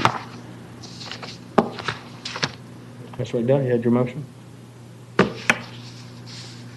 The motion that we have staff prepare a proclamation, update the wall out there with this child's full name, and prepare the proclamation for maybe a family to accept, or maybe we just mail it. This way it'll be in the minutes too. I have a motion on the floor. Do I have a second? I'll second. Motion on the floor by Vice Mayor, seconded by Commissioner Lee. Vice Mayor. Next time, guys, I'm sorry. It was all done as Mayor Hanks and Commissioner Emmerich posted on Facebook, knew nothing about it. We work as a board. It's very disheartening, and I go to the, would you like it done to you kind of thing. And I just, it's something of honor, and let's keep that level of respect. So, thank you. Commissioner Carrasone? Yeah, I really don't take this personally, nor not did I taking it have personally. any problem with it, and nor am I going to sit here and lambast my fellow commissioners. It was not a policy, it was not an ordinance, it was none of those things. It was something that we should have taken care of years ago, but we had commissioners in the past and year past that never brought it up. And so, I'm sorry. We had a What? precedent, Commissioner. That's what I was going by. There's several different precedents if you look at it that way, but my point is that I'm not here to beat anyone to a pulp over this. The problem is without a policy, without an ordinance, without a resolution, anyone that's here today who are all new would never know what that criteria was, and would never think that they would have to actually go and look through all the minutes in the last, I don't know how many years, because I'm sure criteria was set before those records were destroyed, they just wouldn't know, and I wouldn't expect them to know. That's not fair. And so, I mean, with that, I don't see what the big deal is, but in the same token, I appreciate it being brought up, and I appreciate us setting some sort of a SOP, as Commissioner Luke said, and that this way, from this point forward, there's no question, and we got it. Thank you. I think, well, it was mentioned, how would you feel? So that is a personal statement. You take things personal whenever you say that. But that being said, I don't care either way.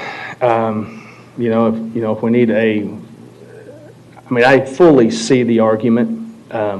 There was nothing there when this was brought to me. I do want to stipulate that I did not post anything, about doing anything. I might have been tagged in something, I don't know, but I didn't post anything. We do mention that, you need board approval for things. It was mentioned throughout this context, about, individual commissioners directing staff, but yet, there's other commissioners up here on this board that do this all day, every day.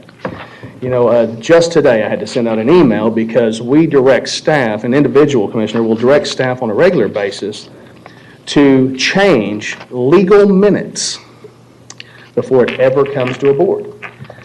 This happens all the time. Now, I would say, if you want to argue the importance of whether or not you give away a pink unicorn in the shape of a key to a child who is very sick, or actively, consistently changing legal documents, directing staff alone to change legal documents, I would weigh to that. As far as, the importance of charters being broken and sunshine being broken and just stuff like that. And this is where I get into the whole biddy aspect of it, because it's just some biddy argument going back and forth. I don't mention this stuff because it's just stupid. But maybe that's just the way I roll. So, City Clerk, you had something? Actually, two things. The motion to have staff prepare a proclamation, is somebody going to give us the verbiage for that? Because I wouldn't know where to begin, because I don't know. I would assume Commissioner Emmerich has all that information. Oh. To give the proclamation. Oh, the proclamation for that. I don't know Gotcha. how proclamations Gotcha. get started. Somebody gives you Yep. the information, right? And then you prepare it. Yeah. Writing of the proclamation. I'm the seconder. Can I speak? Absolutely. Ready?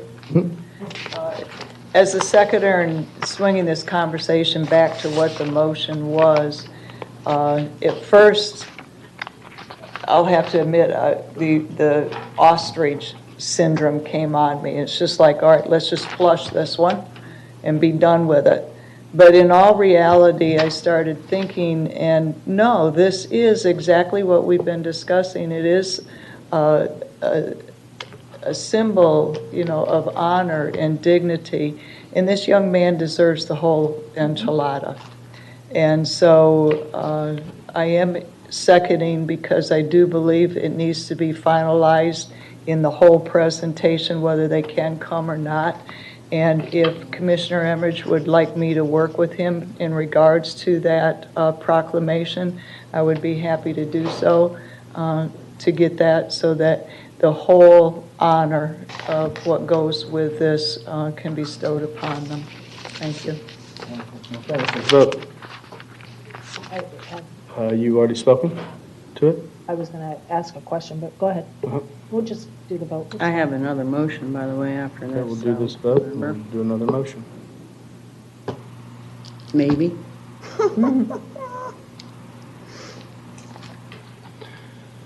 That passes unanimously. Commissioner Carousel. Okay, so may I make a motion to also look into purchasing challenge coins and designing them with the city logo on one side? No, not the city logo. I hate the city logo. Achieve anything? Yeah. the city seal on one side, Seal. and the other side to say something Big time. inspirational. Like? Achieve anything. You don't want me to do that. No, we have our media, social media, gurus. They can think of something to put cool on the back. If you're looking for something as far as, we can bring you suggestions and you all can pick, if you'd like, we can bring you a handful of suggestions of inspirational things for the one side. Kind of get like a little mock-up of what one might look like. We can do several different kinds too, like. We'll present them to you all, and you guys can decide before we order anything. In honor of, or congratulations, or, it could be a multitude of different backs. So, I guess let me start over because I don't want to mess it up. Okay, Concise. so, I want to be concise. All right, so to direct staff to bring back challenge coin design ideas with city logo on one side and city seal on one side and an appropriate verbiage on the back to be handed out at will by the commission without the commission's requested approval. Does that make sense? Second. Motion on the floor by Commissioner Carrasone, second by Commissioner Luke. Commissioner Carrasone? Yeah, I hope that was clear enough as mud, right? Yeah, we'll, like I said, bring you back options. We'll put the city seal on one side and some options for you of what the inspirational message will be on the other side. And those are relatively cheap, correct? Cheap for the most I have part. absolutely no idea how much they cost. We'll look them up. All right, well, let's start with the design and then we'll go from there. Okay. And again, for them to be handed out at will without commission's requirement for approval. Commissioner Luke? I would like pricing brought back at that point in time also, as well as an example. And I would recommend that the price, if it's the commission that's going to be handing them out, that it comes out of their budget. Absolutely. Absolutely. The only reason why I was going to include that, but I think that the price will be determined by design. At least it works that way with most material. So I wasn't sure that. And quantity purchased. Yeah. The quantity, they could give us different leverages, but I'm worried that because the design sometimes it depends on how many colors, how intricate it is, and so on and so forth. So I'm not sure if they can get one, but I guess they can get an estimate. The PD has challenge. We'll bring you some pricing. We can go off of that. We have 3 different ones I can think of off the top of my head that we've issued. PD has one, HR has done them for the veterans ceremony that we do, and Fire has issued them as well. I'm assuming that they'll be the same for all commissioners, so that, if we order, I'm not ordering a different one for each seat. Right, no. I can't have two. When I said different, That will change the. No. When I said different, I meant different backing. So one would say like congratulations, one would say we thank you, one would say in honor of, you know what I mean? Different types of backs. Jack the cost up. Yeah, that's true. I would say you That's just true. find some good generalized statement Generalized statement. of honor and respect, and Yeah. that you can work whether they're sick, whether they've done a great thing for the community. So I like what Commissioner Emmerich just said, you made a difference, or, Yeah. so, anyways, you guys can figure that out. Chief That's the Garrison. whole point. Just want to say, anytime you change the backs to it, it's a different die, so you start. Yeah, that's what It's Mayor multiple just said. coins then. What does yours say? The front of it has the Pullover. PD emblem, the badge, and then the back of it has the city seal. So yours is just emblems. Right. Thank you. Okay. Okay, So come back with some different designs. and let's we can take the get vote. that.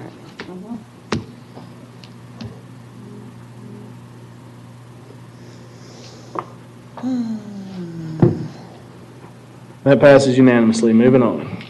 Hey. Discussion possible action regarding the resignation of City Clerk Catherine Wong. City Manager? Oh, wait, Oh. didn't, Commissioner Luke, didn't you want to do an SOP thing? To come back with SOPs? No, it was in the motion. Yeah. Oh, no, she's talking about the letters by commission and the proclamations. And I'd like to add, giving out things in city events. As in promotional stuff like I took last night, that kind of stuff? No, city manager, we were going to have about city events. When the city is promoting events, we were going to have something brought back to us about city events. And when you said SOPs, it came to my mind. So when is that coming back? When we can have that discussion about the city events and when we promote them, when we don't promote them, when we put them on like the website or the calendar, when we give goodies away, that kind of stuff. When is that all coming back? I know Parks worked on a sponsorship agreement. I'll find you the date and email it out to you all tomorrow. I had asked some staff that was working on it. I don't have an answer on the date. I know you and I talked about that this morning, but I don't have the date, unfortunately, right now. It was like, what prompted it was, I think it was Miss Ellis White for People for Trees, and wondered why we weren't promoting her event even though they had the special event. You're talking about the calendar, right? Didn't we have a discussion about that? And then there was, how do you promote one entity and not another? And they were going to come back with information, and the PIO had some concerns with this promotional kind of stuff on the website. I think you know what I'm talking about, if you can help me out here. Yeah, he sent you all the information on concerns he had. If we need a follow-up conversation, that's easily accomplished for that. I believe the reason that we don't have a date for it is people probably assumed it was addressed by the memo that was sent out, but I can make an agenda item for it. But yes, community calendar events, as you all know, we created a calendar that anybody can put their stuff on that's on our webpage separate from the city calendar, so that there's a distinct difference between what are our events and what are any event anybody else in the city might be having. We've addressed parts of this, but it sounds like you all might like to have a conversation where we can address it all as one giant group, and that's easily accomplished. Motion to that. Well, I think you better check the minutes, because I am fairly certain we had this conversation, and the memo was brought up, and it was maybe even during that calendar. And Josh has changed a ton of stuff because of that. Yeah. He's done a lot of work already. I think we have specific motion on that. I agree. Well, before we bring anything back, we'll check and see what's come to you all and what has not. But I could have sworn we had this conversation. So let's get the motions for these other two. Okay, I'll move that staff bring back to us information, maybe even in the form of a resolution, that would give the procedures and policy of a letter, request of a letter from the city, proclamations, promotional advertising and material, and the use of the city seal. That way it is all written and we're protected. Okay, procedure for proclamations. What was the others? Letter from the city. Promotional advertisement and material, and the use of the city seal. So when you say promotional, use of city seal is actually in an ordinance, by the way. I know this for a fact. It can be pulled up so that we've got it and we can get it in SOPs. That's an ordinance. It may not be anymore. Oh, no, I know that for a fact, because it was one of the things that We have a second on I that? know. All right, I have a motion on the floor by Commissioner Luke, seconded by Commissioner McDowell. Commissioner Luke, everything that's been said? Question. Again, this is just bringing these things forward. That puts it in a policy and procedure type thing, so we don't have any question. When they bring it back, we can have further discussion of what we want or don't want to do. Commissioner McDowell? Exactly what you said, thank you. Commissioner Carrasone? Yeah, so I just want clarification. Use of promotional advertisement and materials, is that what we're talking about? So those... Separate things. They're different. Right. Okay. Promotional advertising, promotional material. Okay, so for instance, I have 3 separate events that are for nonprofits that the city's involved with on one scale or another. And so are we talking about making sure, Commissioner McDowell just happened to help me bring those promotional pieces of material out last night to get them to those events. So are we talking about making sure that those have an SOP set up because they're That way everybody's promotional? clear as to what can be done, what can't be, and we can come to a conclusion of how we want it. Because they're promotional items for the city to get out to the residents, and therefore I'm not sure what would prevent us from handing them out.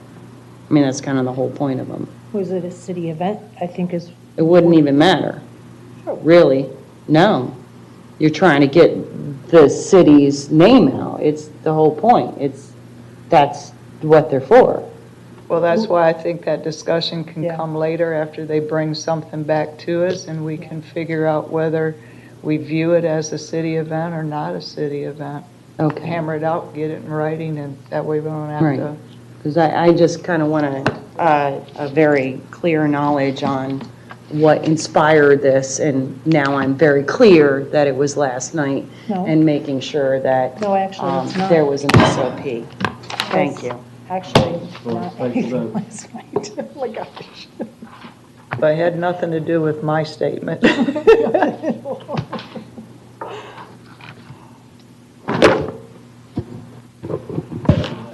Unanimously. Now we're moving on to discussion possible action regarding the resignation of City Clerk Catherine Wong. City Manager, please introduce this item. Thank you, Mayor.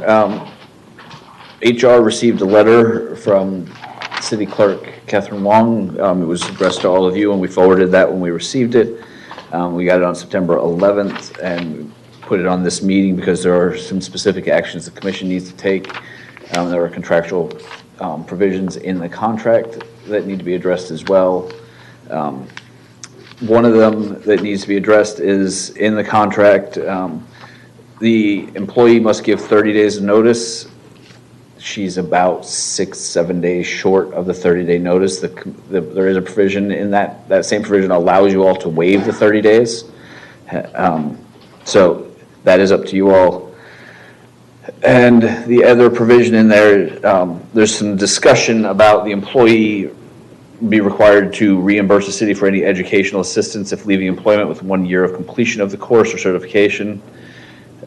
Educational assistance is not defined and it's not clear, and what is being referred to, however, the personnel policy does clarify educational assistance, and we have included the personnel policy in the backup to this. And the other provision is you need to designate an interim city clerk. Right now you have an acting city clerk, so if I make the assumption, which I'm not going to, that you all want the same person to do that, you'll just need to make that designation. And then you need to decide what to do to replace the vacant position. So with that, HR is here, so am I, and so is the city attorney to answer all the questions that you may have on this. Okay, I'm going to open up with questions. So she hasn't met her 30-day notice. We have to decide whether or not we want to waive that or not. Yes, sir. What are the pros and cons of whether we should or whether we shouldn't waive that? Russ, how do you want me to? Other than following the terms of the contract to keep it clean, I don't really see a big difference one way or the other because she's currently out with authorized leave without pay, so it's not going to cost the city anything, one way or the other. All right, so there's no con if we choose to not go with her 30-day notice. There's no con at all. There's no repercussions that we could look at or anything. None that I can see, Mayor. Okay. I mean, whoever you appoint as the interim city clerk can't take that position until October 5th, which is about 10 days or so from now. Okay. That would be the only thing that I can envision. Okay. And then, how much did, I don't know, I mean, I kind of yawned there whenever you were talking, city manager. kind of bored me a little bit with that conversation. I'm just teasing you. Did you mention the amount of what we would be looking at for the reimbursement? All right. She went to 2 training classes in the past year that could even remotely be considered the educational assistance, which were to help get her certified municipal clerk training. The registration for those 2 classes combined totaled $700. Whether or not that constitute educational assistance, I'm not sure that there's a good argument that it could remotely refer to that. When you look at Section 11 of the employment contract, it talks about professional development, requires that she pursue her certification. It doesn't refer to any of that as educational assistance. And then the final sentence says that any educational assistance shall be reimbursed if the person leaves within 1 year of finishing the class or the certification. So then we look to the personnel policy where educational assistance is addressed. It's still not defined exactly, but my understanding, and the city manager of human resources can correct me if I'm wrong, is that the way that we've applied the educational assistance in the employment policy is not to professional development, but to actual coursework where you get a grade like college type credit and where you pay tuition and complete a course for a grade, as opposed to attending a seminar that counts toward you obtaining a certification. Okay. And the other thing to add to that too on the educational assistance is our educational assistance in the personnel policy is on a reimbursement basis. You take it, you complete it, you get a grade, whether it be a pass, fail, or a letter grade, and that determines how much you get reimbursed. And this did not happen that way. This is as any other travel and training is done, because she could have gone to this same training to maintain a license if she had already had it. And additionally, under the personnel policy, there's a process, a practice, an unwritten policy, because it's our practice that we go through when someone is seeking educational assistance prior to enrolling in the course. There's documentation exchanged at the beginning of it, prior to the enrollment and at the end of the completion, which was not done here because it didn't apply under that provision of the personnel policy. Commissioner Luke? Just discussing this, I don't have any problem accepting the date that she, for the resignation. It doesn't hurt us any at all. I don't want to require her to refund any of the monies for that educational stuff. I just rather break it. I would really like to see Heather Taylor put in as the interim city clerk, but along those lines too, because we are working on the city clerk office, I really don't want to put out a solicitation for a clerk and have somebody new coming in and upsetting what we're trying to straighten out. I would rather put that call out after we get through the special meeting and get things rolling the way it should, then put a call out at that point. Thank you. Commissioner Caruso? Along the same lines as Commissioner Luke, I too, I believe we should accept the waiver and not require a reimbursement. I'm okay with that. And then as far as the interim, I couldn't agree more. I believe that Ms. Taylor is doing a fine job and that she should be in place. As far as the future, a couple of things that were brought to light. Thank you, City Attorney. This is why you are my favorite and you get paid so much. Is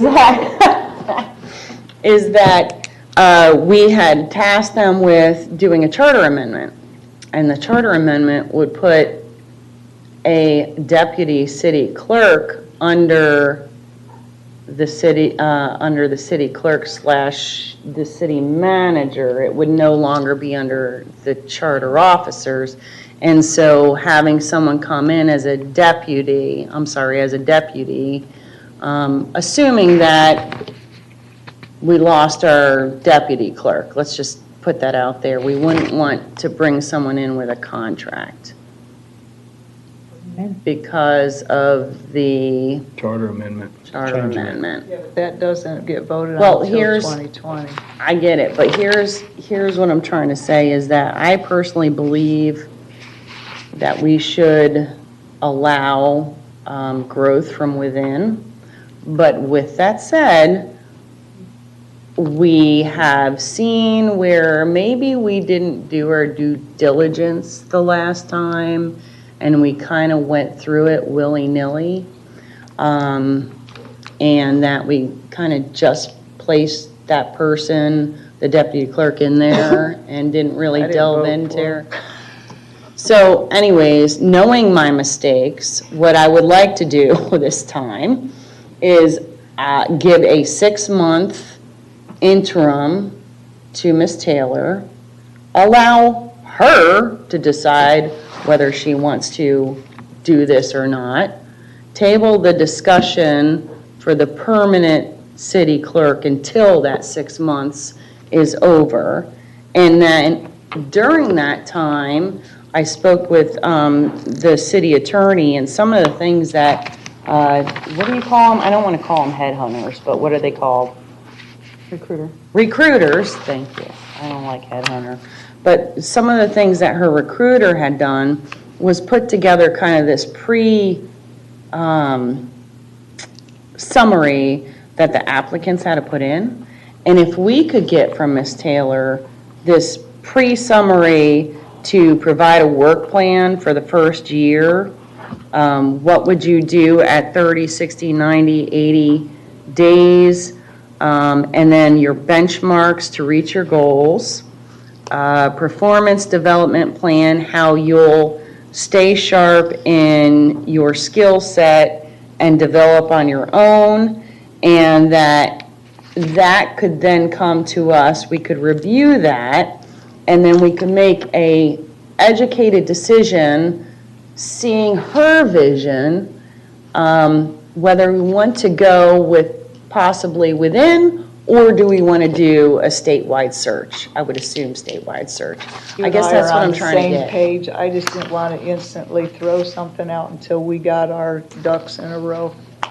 That's why it would be a 6-month Wait hold. 6 months, fine with Right, me. and then after 6 months, but it would give her 6 months to be able to put those things together so that we had something in front of us instead of just knowing Heather. And then by that time, we know how everybody's doing in the department, we know how she's doing as an interim, and then we also have her long-term plan, her goals, and so on and so forth, and that's even if she wants it. But my point is, there's something other than just, okay, she's a deputy, we'll put her in there. You get what I mean? Yeah. I think there has to be something else for us to justify, and then if we don't like it, if Heather doesn't even want to be there, or we don't like what we read, then we can go to a statewide search, but we don't have to do that for 6 months. That's what my idea would be. We're not in shape to put a call out. So that's a motion. All right. Can you make it concise? Yeah. Okay. Move to accept Ms. Wong's resignation and waive the requirement for time frame, as well as the requirement for reimbursement of education fees. Make sense? Designate Ms. Taylor as the interim city clerk, not to exceed 6 months. At the end of 6 months, all right, let's just leave it there, and then I'll do the other one separately. So designate the interim city clerk as Ms. Taylor, period. Motion on the floor by Commissioner Carasone, seconded by Commissioner Loop. Mr. Carasone? Yeah, I did want to clarify the 6 months is part of that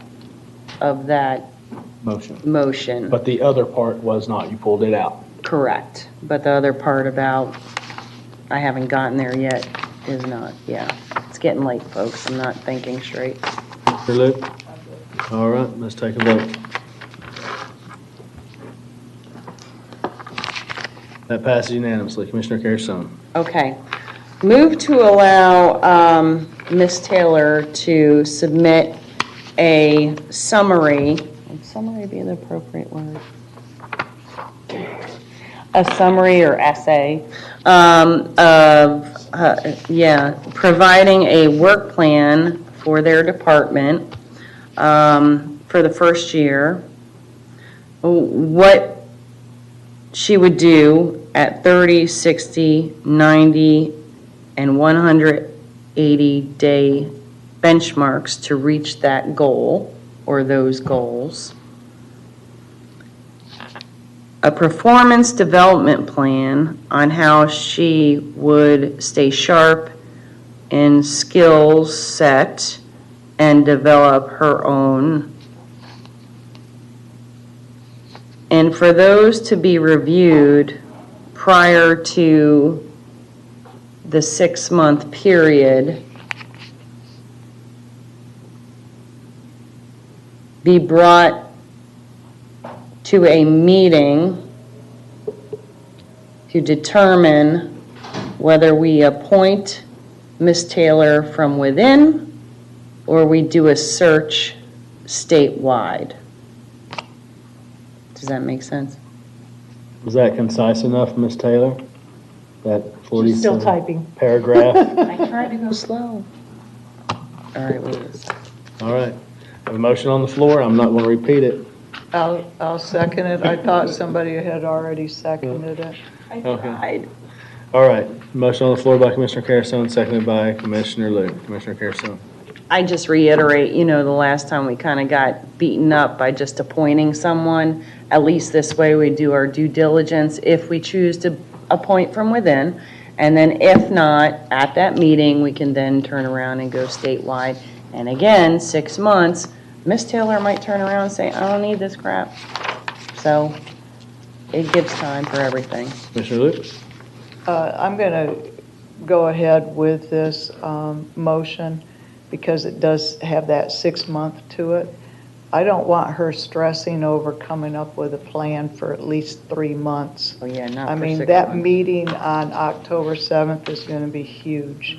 There's a lot that needs to be going on just to straighten out that office, that department. And so I don't want her stressing what's going to be happening at the end of next year while we're trying to get the ducks in a row in that office currently. So I'll agree with this process because it is an improvement to what we did last time. So with that, I can agree to it, but I don't want her like losing sleep tonight. Oh my goodness, what am I going to do? And we haven't even gone through that meeting yet. Agreed, that's Thank you. why, yeah. Commissioner McDowell. Yeah, I just, if after the 6 months, I want to make sure that Ms. Heather is protected because she was hired as deputy city clerk, went into acting city clerk, and now she's the interim city clerk. If she decides that she doesn't want to have any part of this, she can go back to being the deputy city clerk. And there will, absolutely. well, I just want to make sure that that is extremely clear for everybody up here that, it's kind of like what we did when the city manager, gave him kind of 6 months to feel it out and see if it's what he wanted to do.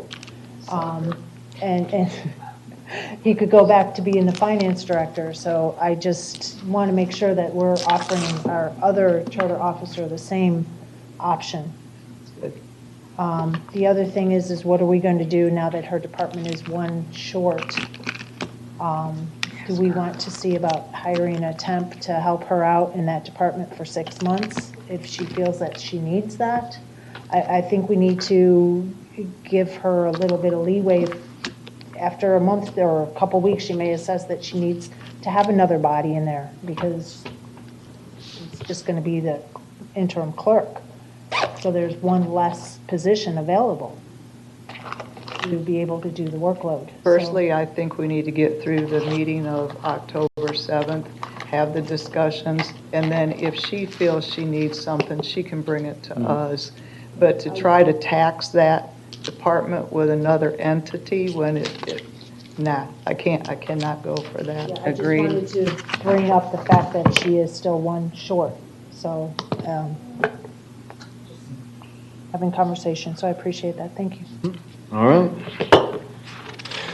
Did we take a vote? I don't remember. We didn't. All right, here we go. Yeah. Right, it's getting late.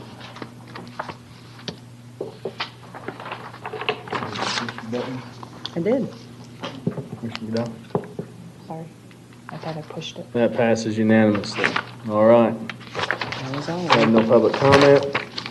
We'll move on to commission communications. Commissioner Luke. I will say thank you to Ms. Wong and all the best to her family. I would like to bring up Iman Bisha.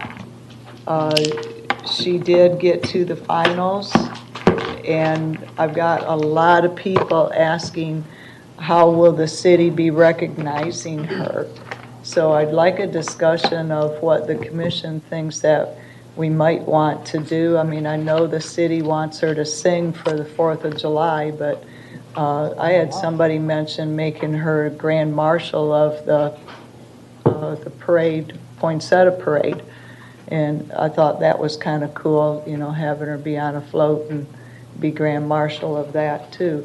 But I'd like to open it up to get some ideas. First of all, do you think we should honor her and how she represented the city, and then in what form? Go ahead, Commissioner Carson. I think you should give her a proclamation. And then let her be the grand marshal. Didn't we used to have, is it the citizen of the year? It was. But we don't do that anymore, right? Okay, just want to make sure, because I was too.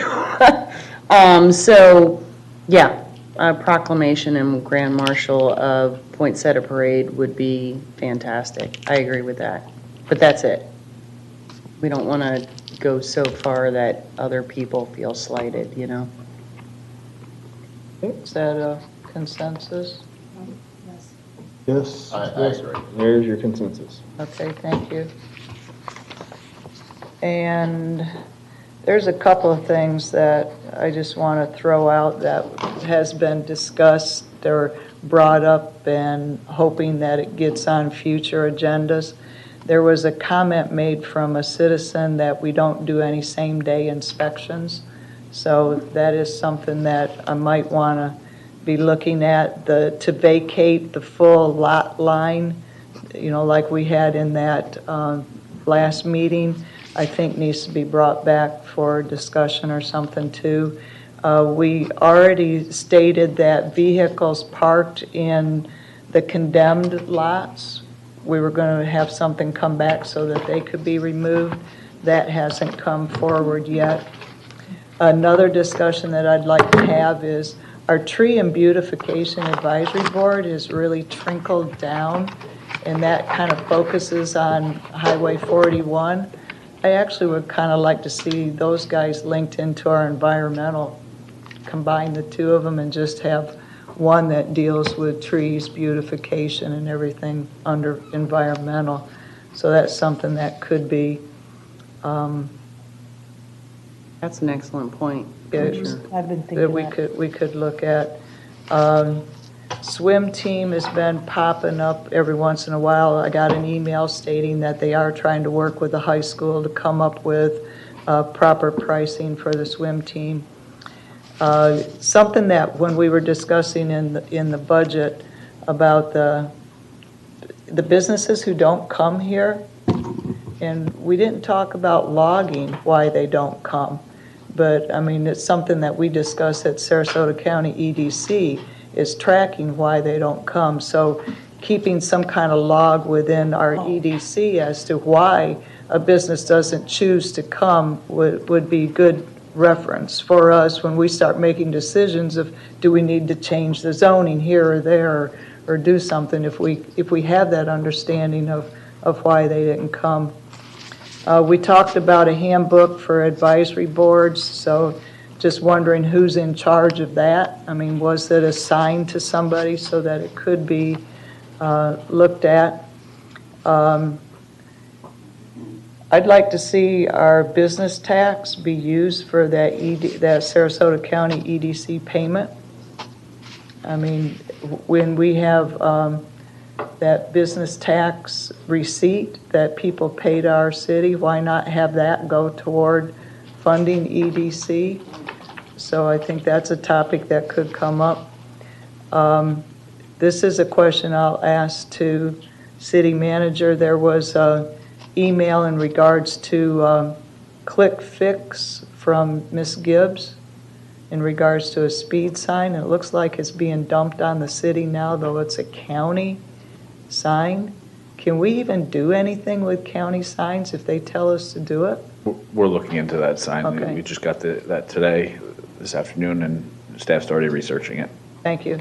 And I know that's a lot, bam, bam, bam, bam, bam, but it's recorded. We're going to go do a facade ribbon cut, I believe Friday, Ashley Plaza. 2 different places. Do we still have the problem with the posts going on there? No, they removed the posts, the bollards, Okay. they've been removed. So we can go in and actually not have negativity. We can go and it can be a positive thing. And yeah, I see you grinning. Okay. We will be positive on our end. I can never control anybody else's positivity or negativity. Okay. Real Thank quick you. though, on that business tax, Yeah. that is required to be used for economic development.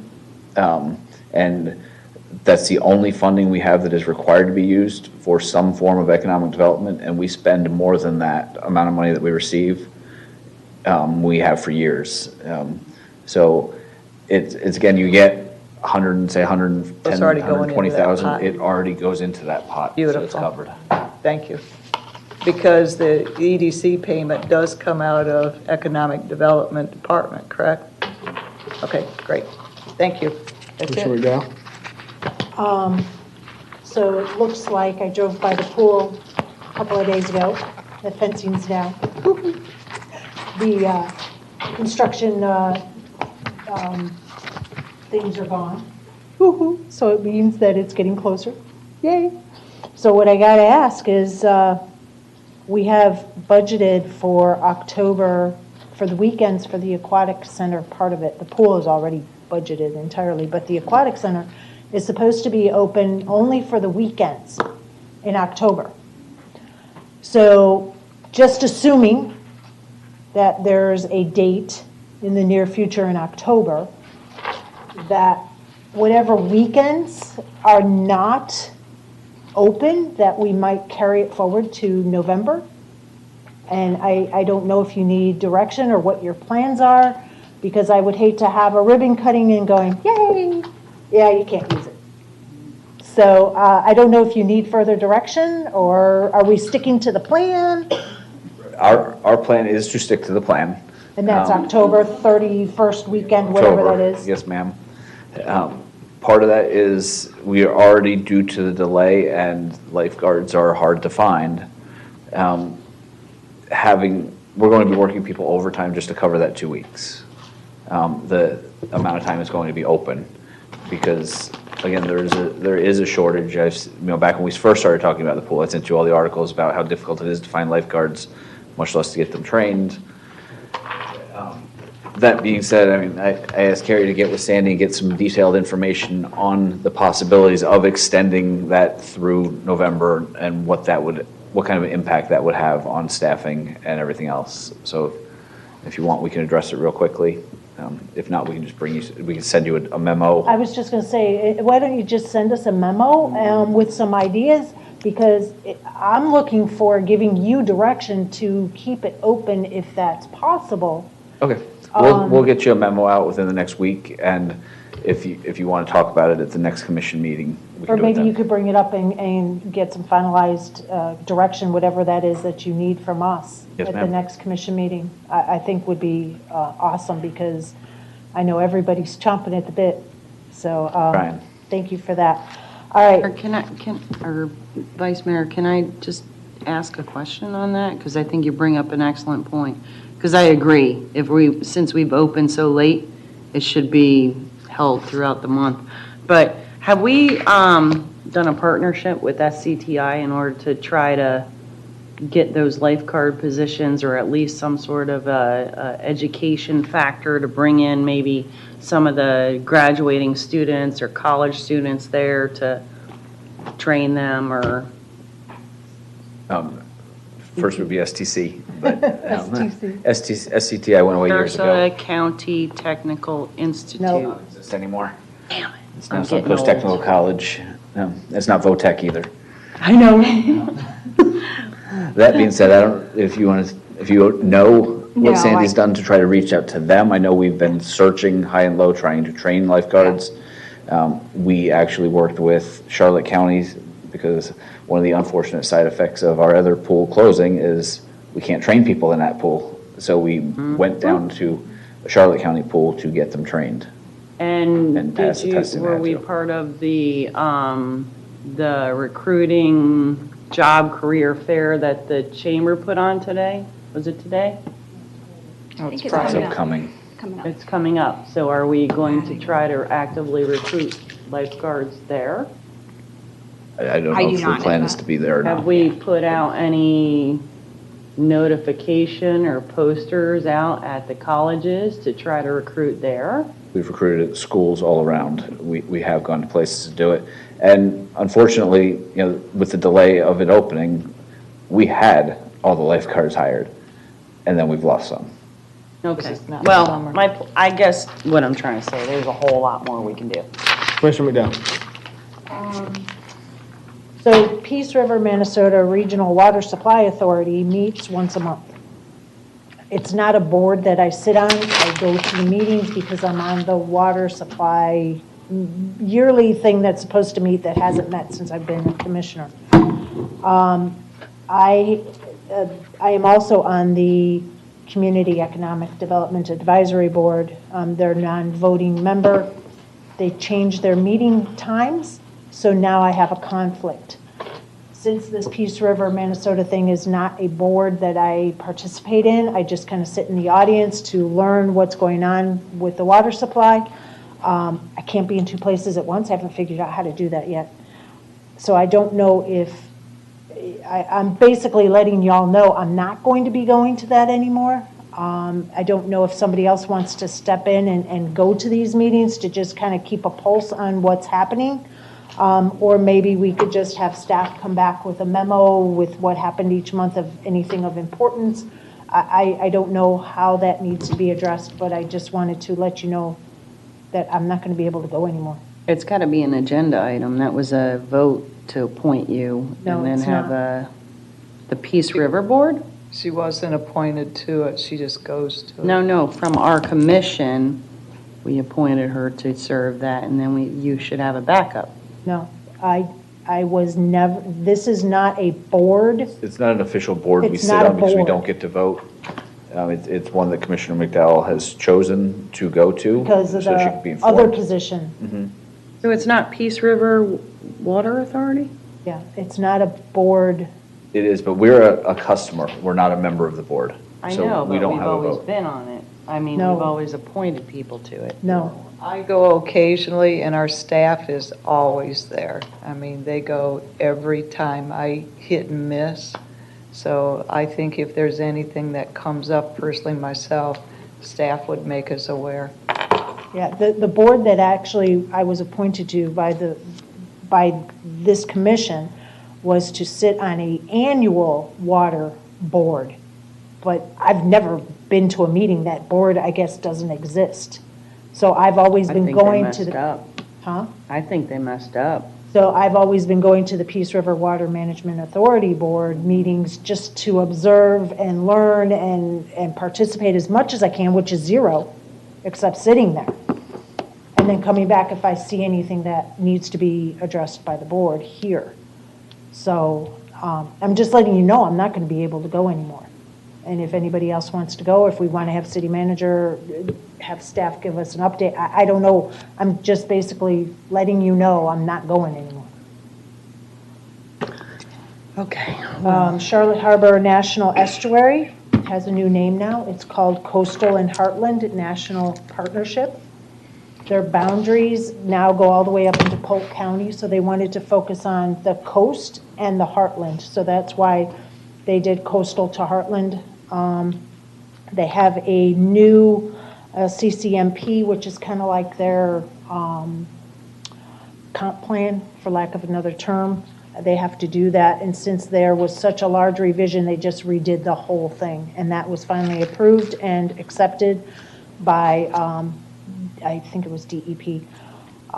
There is something that I learned that I wanted to pass out. It is the War Mill Springs restoration project, and I think, so I just wanted to share this. This is something that's going to be in conjunction with the Army Corps of Engineers, FWC, the City of Northport, Charlotte, Coastal to Heartland Estuary, $65,000. And basically what they're doing is the outfalls of War Mill Springs where the manatees collect, they're going to be not necessarily dredging, because to me when you're dredging you're coming in with big heavy equipment and scooping out, but they're going to be getting rid of the garbage and the crap that's collected in there. They're going to cut back some of the invasives and stuff. So I just wanted to share this with you. This is definitely a direct, maybe not on our city, but it helps our area. And then the manatees will be able to get back up in there a lot more easily. That's all I have, but I do have a question, Mayor, directed to you because of a comment that you made about legal documents are being altered, and I don't know what that means because I don't know that can be done. And I'm curious what you're talking about. We'll talk about some other time. Okay. Mr. Kirsten. Couple of things. First, I just want to talk about Peace River Authority. I'd like to know the what, when, and where. I would also like for, if I could ask the city clerk to go back and see in the last 3 years if we ever appointed anyone to the Peace River Water Authority.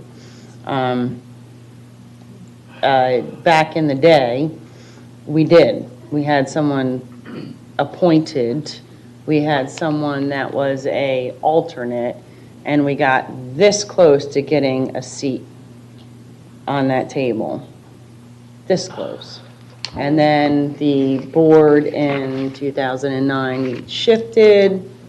2010 we had different people come on, and so lo and behold, we never did get those seats, but we were so close. And so I would like the information as far as the meetings are concerned, and maybe I can try and attend. I don't know, but I'll give it a shot. If I may, Mayor. I have, since I got there and started to attend these meetings, I've always asked, how come we don't have a seat at the table? How come we are just sitting in the audience when decisions are being made by that board that directly affect us? And for lack of another way, and I don't mean it to be disrespectful or anything, it's been, well, this is how it's been in the past. Mm-hmm. We're a customer, we're a consumer, we're not a county, because it's my understanding the only ones on the board are Charlotte County, Manatee County, Sarasota County. So our Sarasota County board member is who represents it for us.